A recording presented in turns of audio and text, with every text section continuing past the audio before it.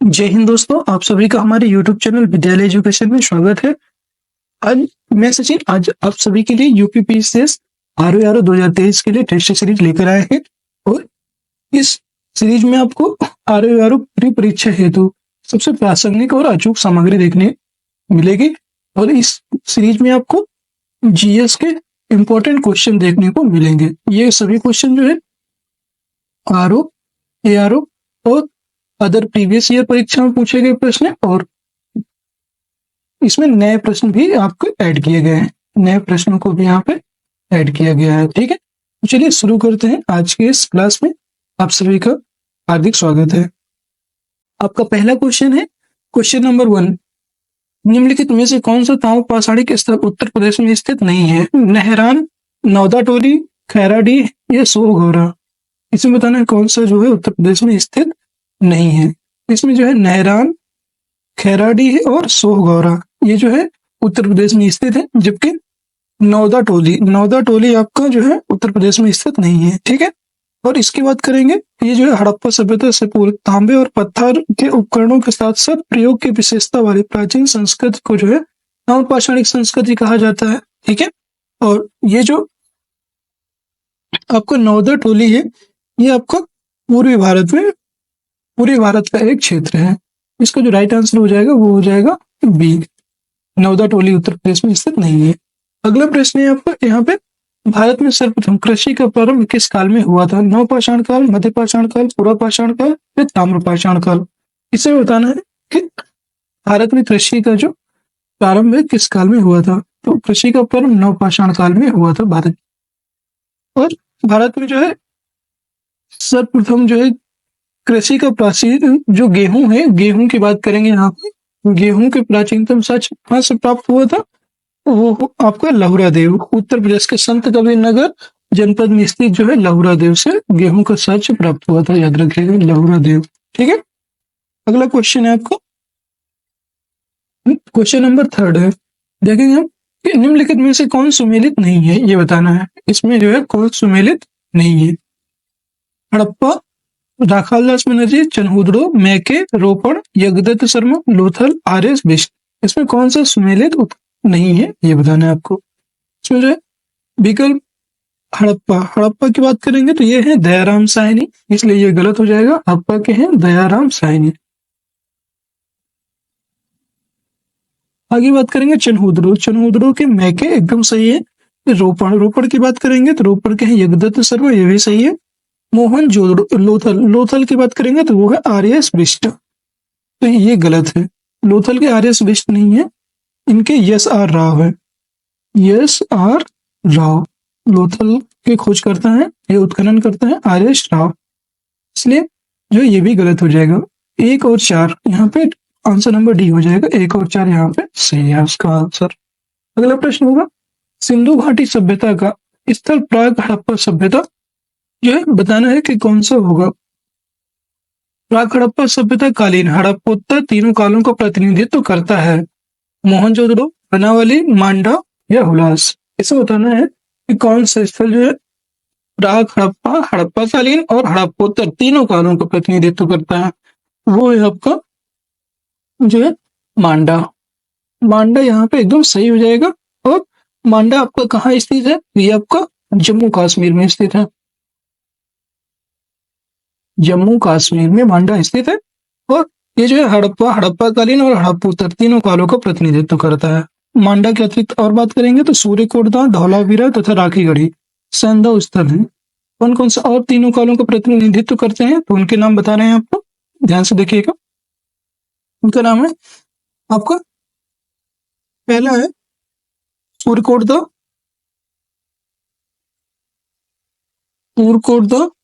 और धौलावीरा राखीगढ़ी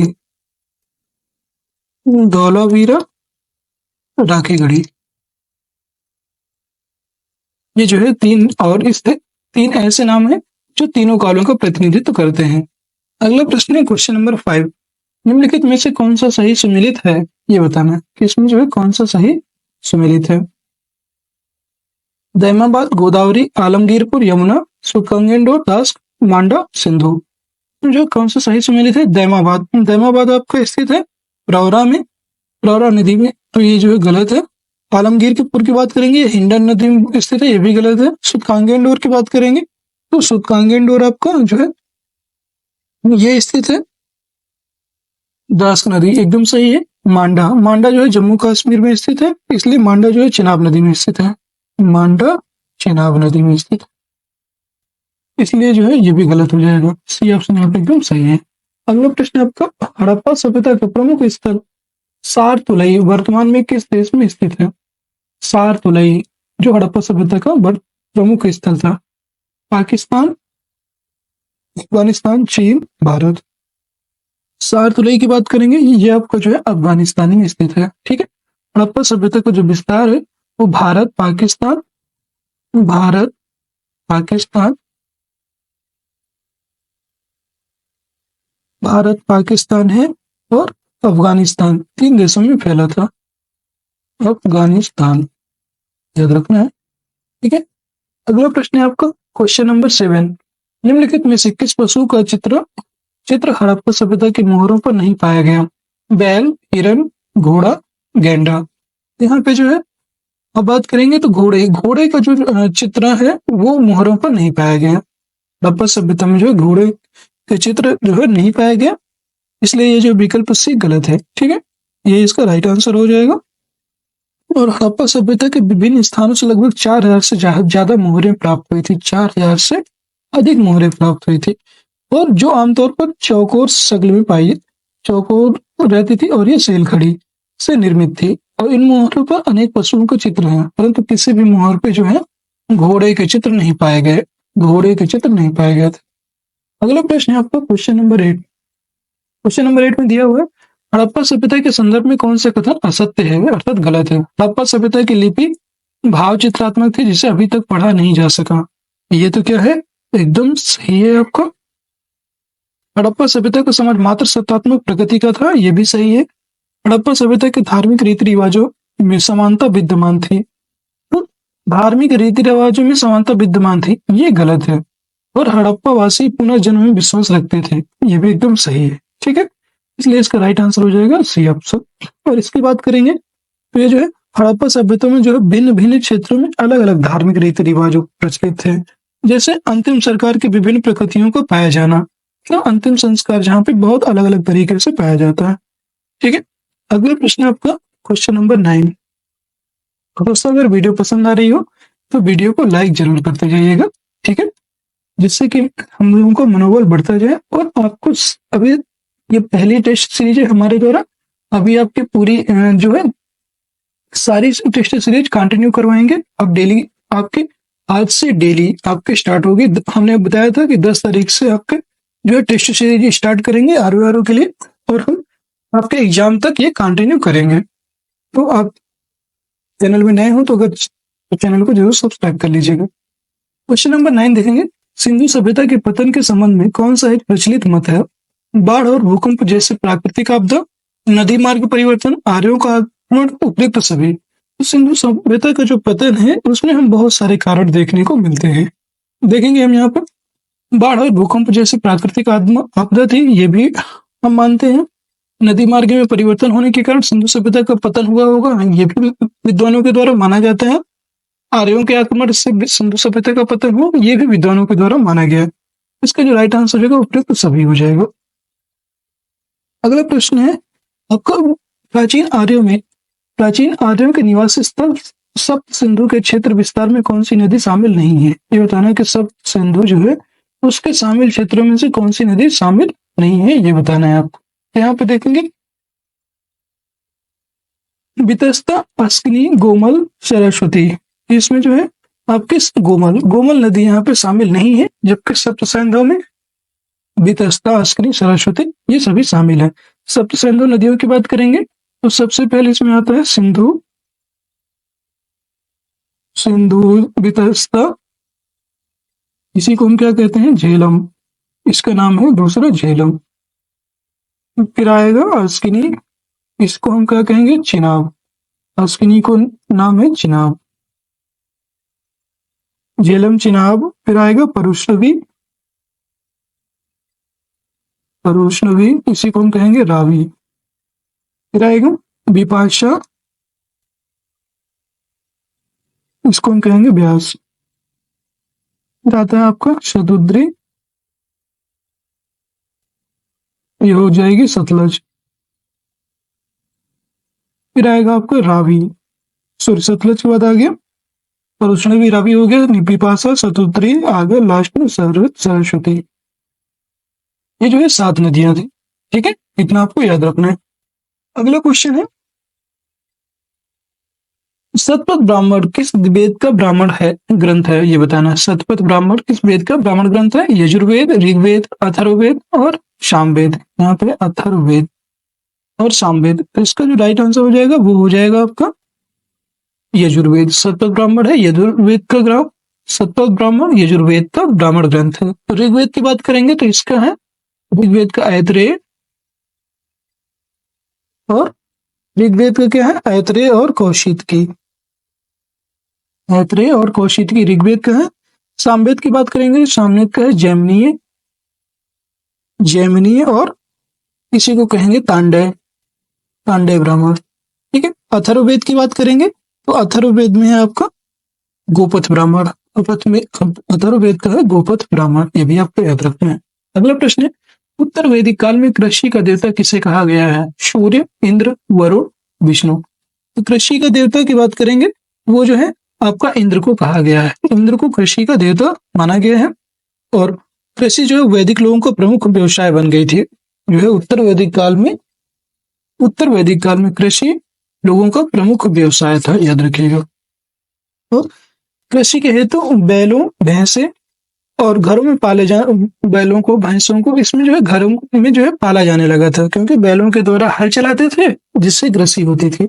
और जो इंद्र को जो है वर्षा का देवता कहा जाता है, वर्षा का देवता, और इसीलिए जो है कृषि का देवता इनको उपनाम से भी जाना जाता है। अगला प्रश्न है, निम्नलिखित में से कौन सा सही सुमेलित है? जैन तीर्थंकर और प्रतीक चिन्ह। नेमिनाथ, नेमिनाथ का है अश्व, ये गलत है। नेमिनाथ का अश्व नहीं था, नेमिनाथ का था शंख। ठीक है, याद रखिएगा, नेमिनाथ का है शंख। अजितनाथ की बात करेंगे तो अजितनाथ का है हाथी, ये भी गलत है। अजितनाथ का था हाथी। पार्श्वनाथ का सर्प, ये एकदम जो है पार्श्वनाथ का सर्प, ये तो सही है।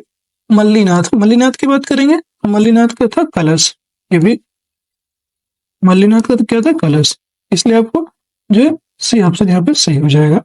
और महावीर स्वामी की बात करेंगे, ये जो है काफी इंपॉर्टेंट है। महावीर स्वामी, तो इनका प्रतीक चिन्ह क्या था? तो वो था सिंह। महावीर स्वामी जी का जो है प्रतीक चिन्ह था वो था आपका सिंह, ये आपको याद रखना है। अगला प्रश्न 14 नंबर क्वेश्चन, बौद्ध दर्शन के अनुसार कौन सा कथन सत्य है? बौद्ध आत्मा की सत्ता को स्वीकार करते हैं, एकदम जो है यहाँ पे आत्मा की सत्ता को स्वीकार करते हैं, ये गलत है। ये आपका गलत है, आत्मा की सत्ता को स्वीकार नहीं करते। बौद्ध पुनर्जन्म के सिद्धांत को नहीं मानते, ये भी गलत है, मानते हैं।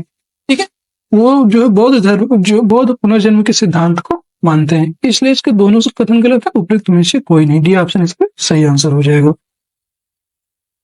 क्योंकि बौद्ध दर्शन के संबंध में देखेंगे तो बौद्ध दर्शन आत्मा की सत्ता को अस्वीकार करने के बावजूद भी पुनर्जन्म तथा कर्म के सिद्धांत को मानते थे, इतना आपको याद रखना है। अगला प्रश्न, निम्नलिखित में से कौन सा सुमेलित नहीं है?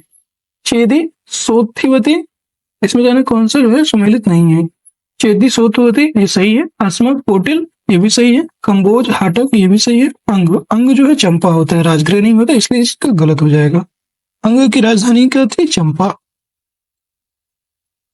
अगला प्रश्न है आपका 16 नंबर क्वेश्चन है, सर्वप्रथम पाटलिपुत्र को राजधानी के रूप में किसने स्थापित किया?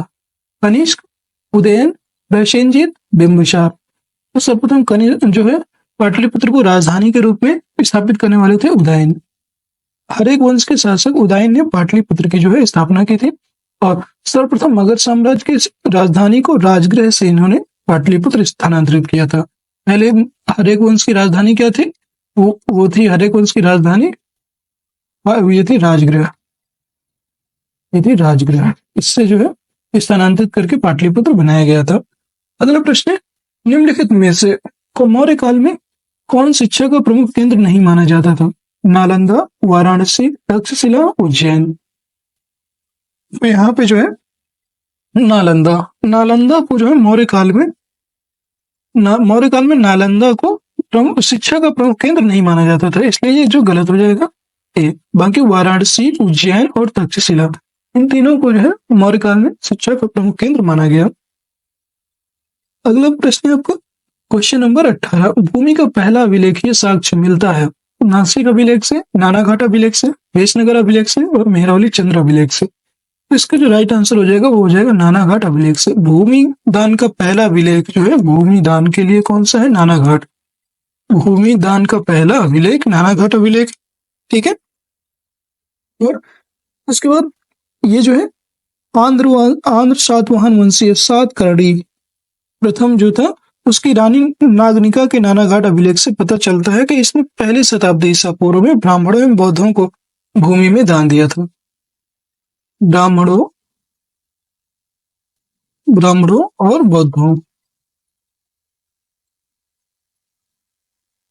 बौद्धों को जो है इन्होंने दान दिया था, इसी से मालूम चलता है।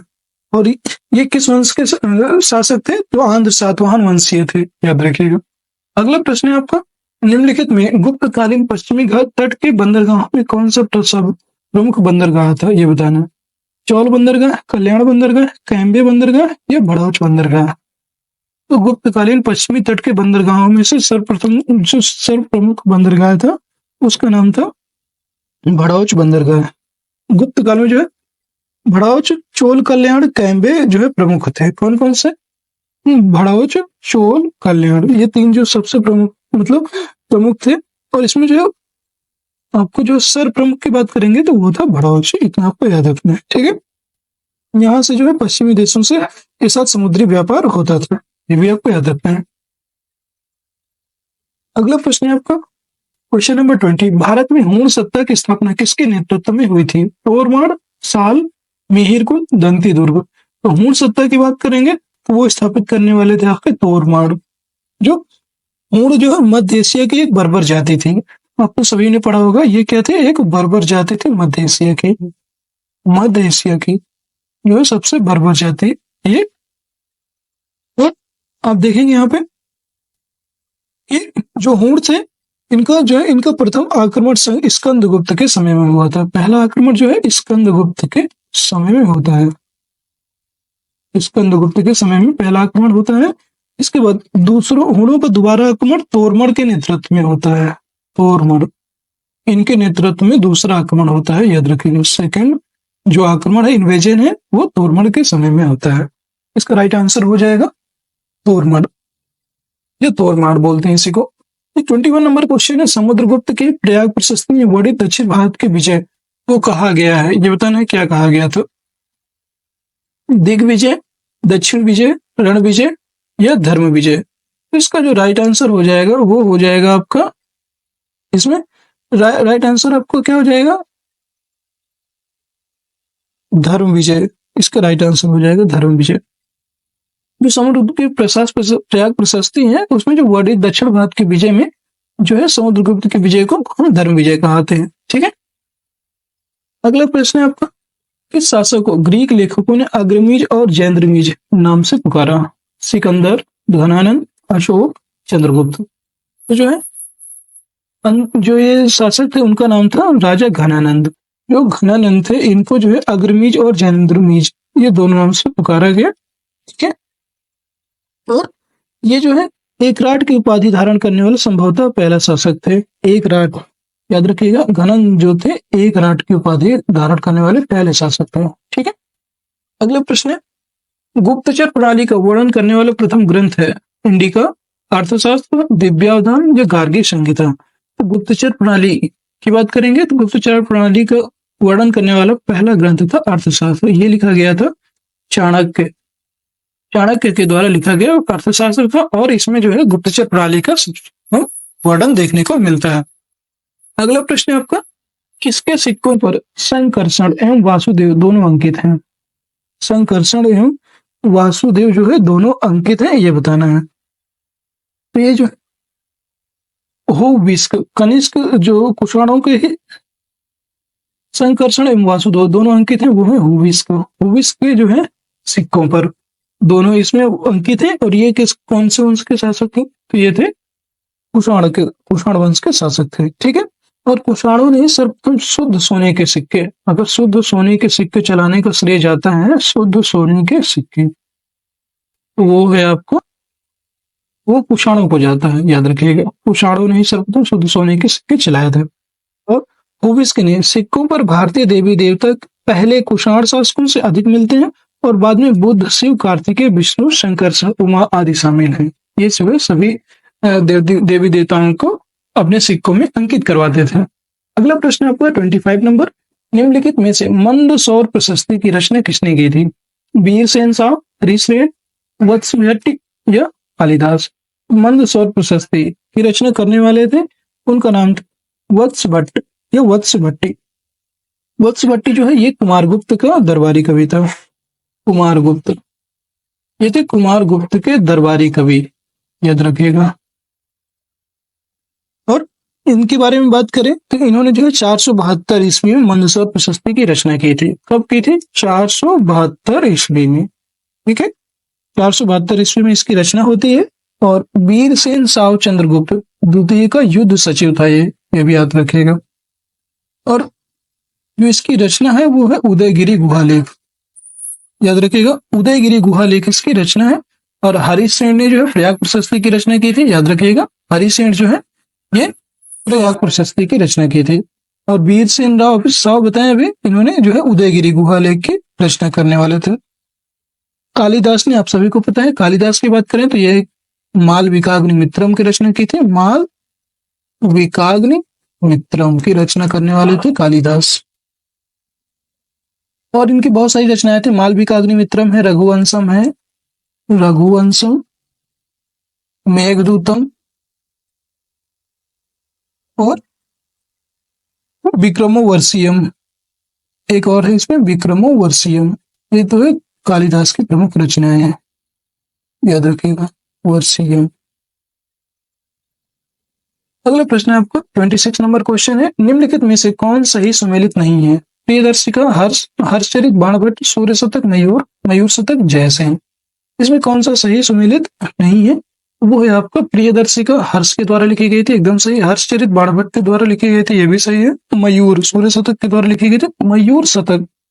मयूर शतक यहाँ पे गलत है। मयूर शतक और सूर्य शतक की रचना मयूर ने ही किया था, इसलिए जो है ये गलत हो जाएगा। इसकी भी मयूर शतक और सूर्य शतक, इन दोनों की रचना जो है मयूर के द्वारा ही की गई थी, ठीक है। इसका राइट आंसर हो जाएगा डी आपका, ठीक है। अगला क्वेश्चन है आपका 27 नंबर क्वेश्चन है, देखेंगे निम्नलिखित में से अशोक ने किस गुफा का निर्माण बिहार के बराबर पहाड़ी में नहीं करवाया? ये बताना, बिहार के बराबर पहाड़ी में किस ने नहीं करवाया था? सुदामा गुफा, लोमहर्षि गुफा, करसन चौपार गुफा या विश्व झोपड़ी गुफा? ये जो है अशोक ने अपने राज्याभिषेक के 12वें और 19वें वर्ष, राज्याभिषेक का 12वां और 19वें वर्ष सुदामा कौन सी झोपड़ी का निर्माण, गुफा का निर्माण किया था? सुदामा, फिर विश्व झोपड़ी और कर्ण चौपार। विश्व झोपड़ी, कर्ण चौपार गुफा, इन तीनों गुफाओं का निर्माण करवाया था। जबकि जो है अशोक के पुत्र जो थे दशरथ ने नागार्जुनी पहाड़ी में लोमहर्षि गुफा का निर्माण कराया था। ये किसके? लोमहर्षि गुफा जो है अशोक के द्वारा नहीं करवाया गया था, ये अशोक के पुत्र जो पौत्र, एक तरह से अशोक के पौत्र जो थे दशरथ के द्वारा ये जो है करवाया गया था। इसका राइट आंसर हो जाएगा बी। लोमहर्षि गुफा जो है अशोक के पौत्र दशरथ के द्वारा इसका निर्माण करवाया गया था। सुदामा, कर्ण चौपार, विश्व झोपड़ी, ये तीनों गुफाएं अशोक के द्वारा उसके राज्याभिषेक के 12वें और 19वें वर्ष में इसका निर्माण करवाया गया था, याद रखिएगा। काफी इंपॉर्टेंट क्वेश्चन था। 28 नंबर क्वेश्चन है, इसमें मौर्यकालीन करों में कौन सा एक प्रकार का धार्मिक कार्य, आप बताना है कौन सा एक प्रकार का धार्मिक कर, ठीक है। इसमें बताना है कौन सा, बलि जो है, तो इसमें कौन सा सही होगा? बलि एक प्रकार का क्या था? धार्मिक कर था। इसका राइट आंसर हो जाएगा बलि एक प्रकार का धार्मिक कर था। रज्जू की बात करेंगे तो रज्जू जो है भूमि की माप के समय लिया जाने वाला कर था। भूमि ये माप के समय लिया जाने वाला कब, समय लिया जाने वाला।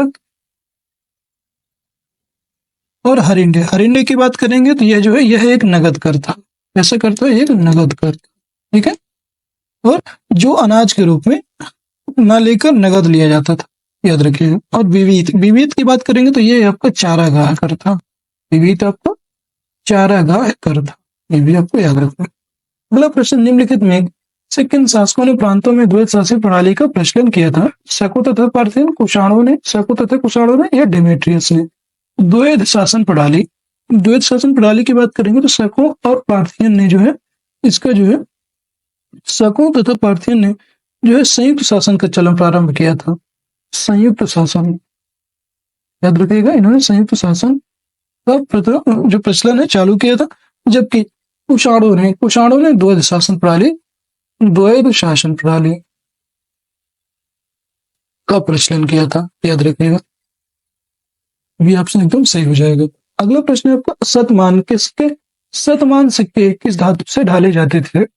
जो शतमान सिक्के हैं ये किस धातु के ढाले जाते थे? सोना, चांदी, तांबा या शीशम? तो शतमान जो सिक्के थे वो आपके चांदी के ढाले जाते थे, याद रखिएगा। शतमान जो सिक्के होते हैं वो चांदी के ढाले जाते हैं। और इनमें जो है चांदी के सिक्कों को शतमान कहा जाता है, तांबे के सिक्कों को क्या कहा जाता है? काकनी। हाँ, तांबे के सिक्कों को काकनी कहा जाता है। और जो कारसारपण, कारसारपण जो है सोने के सिक्कों को कहा जाता है, याद रखिएगा। ठीक है, और यहाँ पे कारसारपण में सोना चांदी सिक्के मतलब आते तो सभी हैं, बट इसमें जो है कारसारपण जो है सोना चांदी तांबा रांगा शीशा आदि जो है होते हैं। सॉरी, यहाँ पे गलत लिख गया, ये जो है सोने के सिक्कों को निस्क कहा जाता है, याद रखिएगा, निस्क, इसको जो है निस्क कहा जाता है। और अगला प्रश्न आपका क्वेश्चन नंबर 31, निम्नलिखित में से किस शासक ने नालंदा विश्वविद्यालय की स्थापना करवाई थी? स्कंदगुप्त, विक्रमादित्य, महेंद्रादित्य या चंद्रगुप्त द्वितीय? नालंदा विश्वविद्यालय की जो स्थापना है वो जो है करवाने वाले थे महेंद्रादित्य। कुमार गुप्त की उपाधि महेंद्रादित्य है और कुमार गुप्त ने ही नालंदा विश्वविद्यालय की स्थापना करवाई थी, याद रखिएगा। यहाँ पे काफी इंपॉर्टेंट क्वेश्चन है, देखिए कितने घुमा के दिया है। महेंद्रादित्य की उपाधि धारण करने वाले कौन थे? कुमार गुप्त, याद रखिएगा, कुमार गुप्त। कुमार गुप्त के द्वारा जो है नालंदा विश्वविद्यालय की स्थापना करवाई थी, जो बौद्ध शिक्षा का एक प्रमुख केंद्र था। और वर्तमान में ये जो है बिहार के राजगीर जिले में है। कहाँ पे? ये जो है बिहार के राजगीर जिले में स्थित है, राजगीर जिले। ठीक है, और ये जो है इसका जो पुनर्स्थापित है, पुनः स्थापित 2010 में किया गया है, याद रखें, पुनः स्थापित जो है 2010 में अभी करवाया गया था। अगला है 32 नंबर क्वेश्चन है, निम्नलिखित में से कौन सा स्मारक पल्लव काल से संबंधित नहीं है? कैलाशनाथ मंदिर, धर्मराज रथ, सौर मंदिर या लिंगराज मंदिर? तो स्मारक जो है पल्लव काल से जो संबंधित नहीं है उसका नाम है लिंगराज मंदिर। लिंगराज मंदिर जो है पल्लव काल से संबंधित नहीं है। ठीक है, इसका जो राइट आंसर हो जाएगा लिंगराज मंदिर। अगला है आपका 33 नंबर क्वेश्चन है, निम्नलिखित शासकों में से किसने वातापी कोंड उपाधि धारण की थी? महेंद्र वर्मन प्रथम, नरसिंह वर्मन प्रथम, परमेश्वर वर्मन प्रथम या नंदी वर्मन द्वितीय? वातापी कोंड की उपाधि धारण करने वाले जो शासक थे उनका नाम था नरसिंह वर्मन प्रथम। नरसिंह वर्मन जो है प्रथम, इन्होंने वातापी कोंडी की उपाधि धारण की थी। और ये चालुक्य शासक पुलकेशिन द्वितीय को पराजित कर राजधानी वातापी पर अधिकार करने के पश्चात जो है इन्होंने वातापी कोंडी की उपाधि धारण की थी। और महेंद्र वर्मन ने प्रथम ने जो है शत्रुमल्ल की उपाधि धारण की थी। महेंद्र वर्मन जो प्रथम है इन्होंने शत्रुमल्ल की उपाधि धारण की थी, शत्रुमल्ल। जब और शत्रुमल्ल की उपाधि धारण करने की थी। और इसके बाद अगर बात करेंगे परमेश्वर प्रथम के, तो इन्होंने एक मल्ल की, परमेश्वर प्रथम ने एक मल्ल की उपाधि धारण की थी, एक मल्ल। इन्होंने शत्रुमल्ल और एक परमेश्वर प्रथम ने जो है वर्मन प्रथम ने जो है एक मल्ल की उपाधि धारण की थी। अगला क्वेश्चन है, पल्लव वंश का अंतिम शासक कौन था? पल्लव वंश का अंतिम शासक कौन था? अपराजित, दंतिदुर्ग, परमेश्वर वर्मन, भद्र वर्मन? जो है पल्लव वंश के अंतिम शासक थे अपराजित, अपराजित। कांची के पल्लव वंश का संस्थापक की बात करेंगे तो वर्मा था, संस्थापक जो है सिंह वर्मा, सिंह वर्मन थे। जो है पल्लव वंश के संस्थापक। और उनका जो वास्तविक संस्थापक की बात करेंगे तो सिंह विष्णु। पल्लव वंश के जो वास्तविक संस्थापक की बात करेंगे, वास्तविक संस्थापक वो थे सिंह विष्णु। याद रखिएगा, सिंह विष्णु। अगला प्रश्न, क्वेश्चन नंबर 35। हिंदू, जैन एवं बौद्ध तीनों ही धर्म का प्रतिनिधित्व करने वाली गुफा है नासिक, एलोरा, पीतलखेड़ा या अजंता। इसका जो राइट आंसर है वो हो जाएगा एलोरा। एलोरा की गुफा जो है हिंदू, जैन एवं बौद्ध तीनों धर्मों का प्रतिनिधित्व करती है। और एलोरा में जो है बौद्ध धर्म, ब्राह्मण धर्म और जैन धर्म से संबंधित गुफाएं मिलती है। और इन गुफाओं का निर्माण जो है 5वीं शताब्दी से लेकर 12वीं शताब्दी ईस्वी तक हुआ था। 5वीं से लेकर के 12वीं तक इसका जो है निर्माण हुआ था, याद रखिएगा। अगला क्वेश्चन आपका, उत्तर रामचरितम के रचयिता कौन है? बिलहर, भावभूति, हेमचंद्र या जयदेव। उत्तर रामचरितम, इसके जो है रचयिता कौन है? भावभूति। भावभूति जो है कन्नेश नरेश यशोवर्मन के दरबार में रहते थे। और जो है इन्होंने, भावभूति ने जो है संस्कृत के 3 नाटक महावीर चरित, मालती माधव और उत्तर रामचरित लिखा था। भावभूति ने 3 नाटक लिखे थे। तो ये किसके दरबार में थे? याद रखे, कन्नौज नरेश, नरेश वर्मन के दरबार में रहते थे। 3 नाटक इन्होंने लिखे थे। कौन कौन से? महावीर चरित, महावीर चरित, मालती माधव और तीसरा था आपका उत्तर रामचरितम। याद रखिए। अगला प्रश्न, क्वेश्चन नंबर 37। मोहम्मद गौरी गजनी जाते हुए किसके द्वारा मारा गया? जयचंद द्वारा, मलिकों द्वारा, पृथ्वीराज चौहान द्वारा या खोखरों के द्वारा। जो मोहम्मद गौरी है ये सिंधु नदी के तट पर जो दमयक नामक स्थान पर नमाज पढ़ते समय जो है 1206 ईस्वी में, याद रखिएगा 1206 ईस्वी में इन्होंने जो है खोखरों के द्वारा जो है इन पर आक्रमण किया गया और इनकी हत्या कर दी गई। डी ऑप्शन इसका सही हो जाएगा।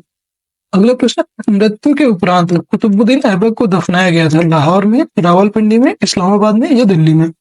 मृत्यु के उपरांत जो है इनको, कुतुबुद्दीन ऐबक को लाहौर में दफनाया गया था। 1210 ईस्वी में इनकी जो है मृत्यु हुई थी। आपको याद रखना है। ये कब हुई, कैसे हुई थी? चौगान खेलते समय जो है ये गिर गए थे, इसलिए इनकी मृत्यु हो गई थी। अगला है, बलबन का जन्म तुर्कों के किस संप्रदाय में हुआ था? इलवरी, खिफाई, गुज या करलो। तो बलबन का जो जन्म है ये जो है इलवरी संप्रदाय में हुआ था, याद रखिएगा। अगला प्रश्न है आपका, क्वेश्चन नंबर 40। निम्नलिखित में से दिल्ली का प्रथम शासक कौन था जिसने दक्कन को भेदा था? अलाउद्दीन खिलजी, अहमद शाह, मोहम्मद तुगलक या अली आदिल शाह। ये जो है अलाउद्दीन खिलजी दिल्ली का प्रथम शासक था जिसने जो है दक्कन को भेदा था, अर्थात दक्कन को जीत लिया था। अगला क्वेश्चन है 41। पैगंबर के सेनापति उपाधि का उपयोग किस सुल्तान ने किया था? मुबारक शाह खिलजी, खुसरो शाह, मोहम्मद तुगलक, इनमें से कोई नहीं। तो पैगंबर के जो सेनापति है ये जो है, तो सेनापति का उपयोग जो खुसरो शाह है, जो सुल्तान ने इसके उपाधि का प्रयोग किया था। खुसरो जो है मलिक नसीरुद्दीन शाह के नाम से सुल्तान बना और इसने जो है पैगंबर का सेनापति की उपाधि धारण की थी, याद रखिएगा। ये एक उपाधि है। अगला प्रश्न है, मसाहत निम्न में से संबंधित था। मसाहत क्या कहता था? भूमि, सिक्का, सेना या न्याय। इससे संबंधित था मसाहत। मसाहत की बात करेंगे तो पैमाइश के आधार पर भू राजस्व का बंदोबस्त मसाहत कहलाता था और इसमें प्रति इकाई विश्व को आधार बनाया गया, अर्थात ये भूमि जो पैमाइश है ये भूमि पैमाने से संबंधित है मसाहत। अगला प्रश्न आपको, अमीर खुसरो ने अपनी रचना आशिका किस के आदेश पर लिखी थी? आशिका, जो अमीर खुसरो की रचना है आशिका किसके आदेश पर लिखी गई है? रायकरण, देवल रानी, खिजर खान या अलाउद्दीन खिलजी। ये बात करेंगे अमीर खुसरो की, तो अमीर खुसरो आपके जो है आशिकल देवी एवं खिजर खान के प्रेम संबंधों पर आधारित पुस्तक है। ये जो है आशिकल देवल देवी और खिजर खान के जो है प्रेम संबंध पर आधारित पुस्तक है और उन्होंने इस पुस्तक को 1315 ईस्वी में 1315 ईस्वी में लिखा था। और ये किसके आदेश पर? ये खिजर खां के आदेश पर लिखी गई पुस्तक थी, ये आपको याद रखना है। अगला क्वेश्चन है आपका, 44 नंबर क्वेश्चन है, राष्ट्रकूट साम्राज्य का संस्थापक कौन था? प्रश्न प्रथम, दंतीदुर्ग, गोविंद द्वितीय, इनमें से कोई नहीं। तो राष्ट्रकूट साम्राज्य का जो संस्थापक था वो थे आपके दंतीदुर्ग। ये जो है नगरम चोल काल में व्यापारिक नगरों तक सीमित थी जो है। इस इसका जो संस्थापक है दंतीदुर्ग था। और संजन अभिलेख की बात करेंगे। संजन अभिलेख में जो है ये पता चलता है, संजन अभिलेख से यह पता चलता है कि दंतीदुर्ग ने उज्जैन पर अधिकार कर हिरण्य गर्भदान यज्ञ किया था। दंतीदुर्ग ने कौन सा यज्ञ किया था? हिरण्य गर्भदान यज्ञ। यह काफी बार पूछा गया क्वेश्चन है। हिरण्य गर्भदान यज्ञ करने वाले कौन थे? वो थे दंतीदुर्ग। और यज्ञ में जो है प्रतिहारों ने द्वारपाल की भूमिका निभाई थी और उसने तुला पुरुषदान यज्ञ भी किया था। हिरण्य गर्भदान यज्ञ और तुला पुरुषदान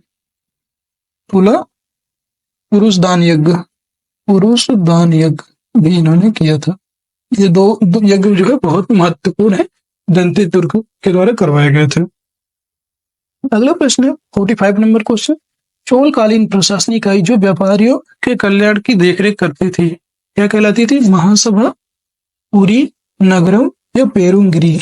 तो जो है चोलकालीन प्रशासनिक इकाई जो व्यापारियों के कल्याण की देखरेख करती थी वो नगरम कहलाती थी। नगरम जो है चोल काल में व्यापारिक नगरों तक सीमित थी और नगरों में व्यापारियों के संगठन को वलंजियर भी कहा जाता था। तो नगरों में व्यापारियों के निगम को नगर स्टार और उनके अधीन रहने वाली भूमि को जो है नगर कन्नी कहा जाता था। नगर ककनी या कन्नी इससे बोलते हैं। ठीक है, इसका जो राइट आंसर हो जाएगा सी हो जाएगा नगरम।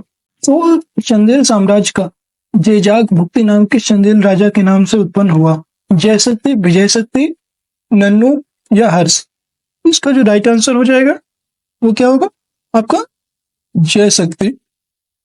चंदेल राज्य बुंदेलखंड में स्थित था और बुंदेल का जो प्राचीन नाम था वो जेजाग भुक्ति था। ठीक है, और महोबा लेख के अनुसार इस वंश के तीसरे राजा जयशक्ति जो जेजा, उनका उपनाम था जेजा, और इन्होंने अपने शासित क्षेत्र को वैसे ही अपना जेजाग भुक्ति दिया जैसे राजा प्रभु ने पृथ्वी नाम दिया था, इसलिए जेजाग भुक्ति नाम देने वाले थे जय शक्ति। अगला प्रश्न है आपका, निम्नलिखित में से इस मुगल सम्राट को उसकी पत्नी उसकी मृत्यु के पश्चात अर्श आसियानी कहा गया? अकबर, हुमायूं, शाहजहां या जहांगीर? जो है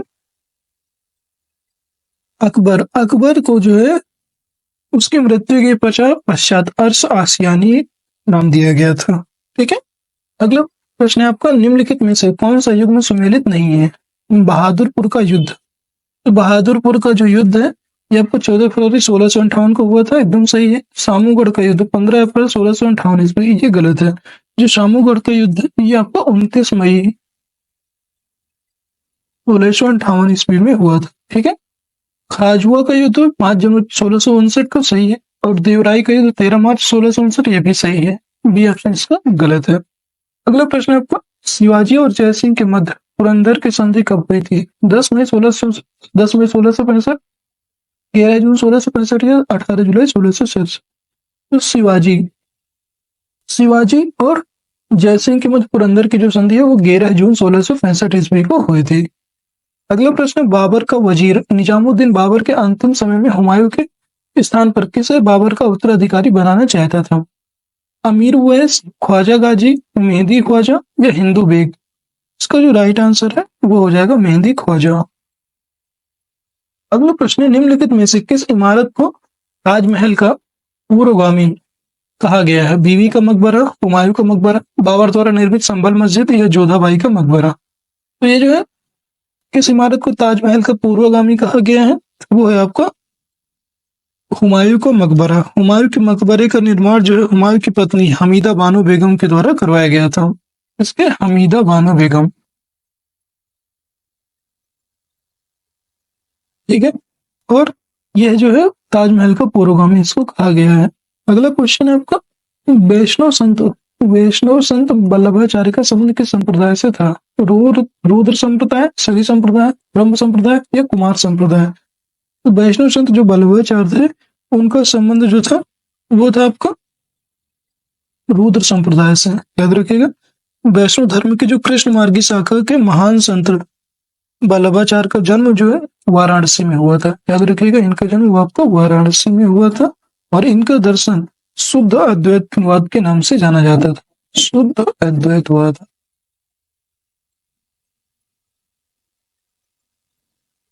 और ये जो है रुद्र संप्रदाय से संबंधित थे।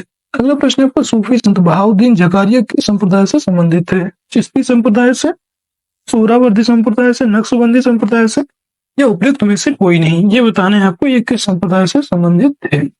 जो सूफी संत बहाउद्दीन थे ये आपको सोहरावर्दी संप्रदाय से संबंधित थे। याद रखिएगा, सोहरावर्दी संप्रदाय। अगला प्रश्न आपका पापाचार्य प्रसिद्ध दार्शनिक थे।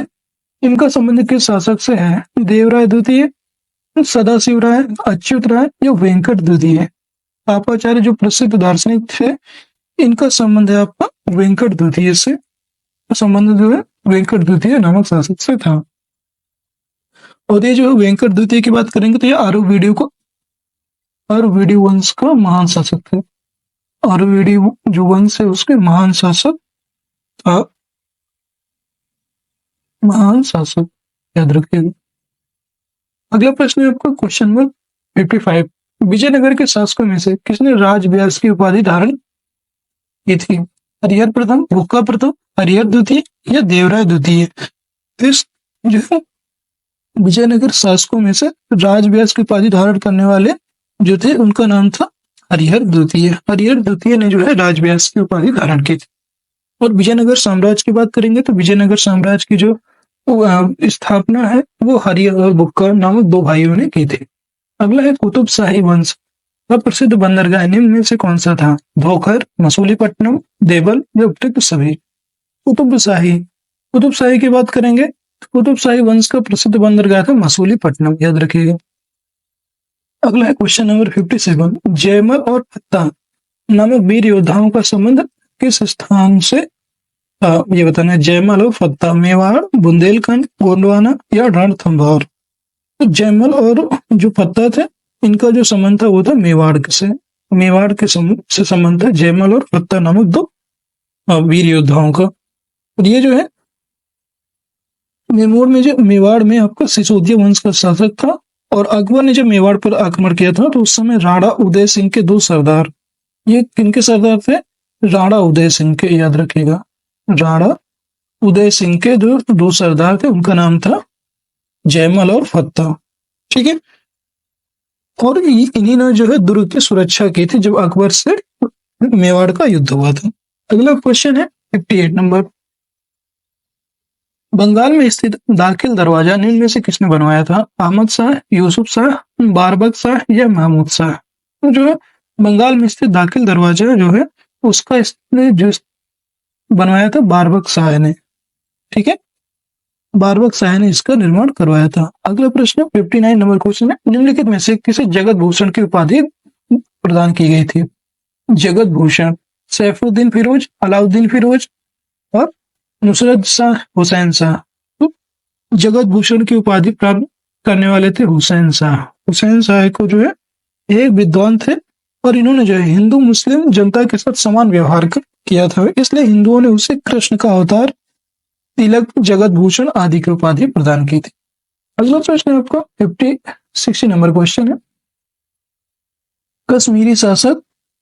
कश्मीरी शासक जैनुल आबिदीन से संबंधित निम्नलिखित कथनों पर विचार कीजिए। इसे कश्मीर का अलाउद्दीन कहा जाता है। बताना है कौन से कथन सही है। ये तो एकदम सही है। कश्मीरी शासक जैनुल आबिदीन को जो कश्मीर का अलाउद्दीन कहा जाता है। इसने गो हत्या पर प्रतिबंध लगा दिया था। एकदम सही। यह कुतुब नाम से अरबी कविताएं लिखता था। ये गलत है। इसने मुल्ला अहमद को महाभारत एवं राज तरंगिणी का फारसी में अनुवाद करने के लिए नियुक्त किया था। एकदम सही। इसने जो है जैनुल आबिदीन की बात करेंगे तो जैनुल आबिदीन जो है कुतुब नाम से फारसी में कविताएं लिखता था। ये जो है अरबी में नहीं फारसी में कविताएं लिखता था, इसलिए ये गलत हो जाएगा। कुतुब नाम से फारसी में अपनी कविताएं लिखता था, इसलिए ये जो है गलत है। बाकी सभी ऑप्शन इसमें सही है। तो राइट आंसर हो जाएगा सी, केवल 1, 2, 4। अगला प्रश्न है क्वेश्चन नंबर 61। निम्न में से किस शासक ने इथियोपियाई एवं तुर्की राशियों के संयुक्त एक अंग सेना संगठित की थी? हुसैन शाह, गयास शाह, दिलावर खान या जफर खान। तो इसका जो राइट आंसर हो जाएगा वो हो जाएगा आपका गयास शाह। अगला प्रश्न है आपका क्वेश्चन नंबर 62, निम्न में से कौन सम्मिलित नहीं है, ये बताना है कि इसमें जो है कौन सम्मिलित नहीं है।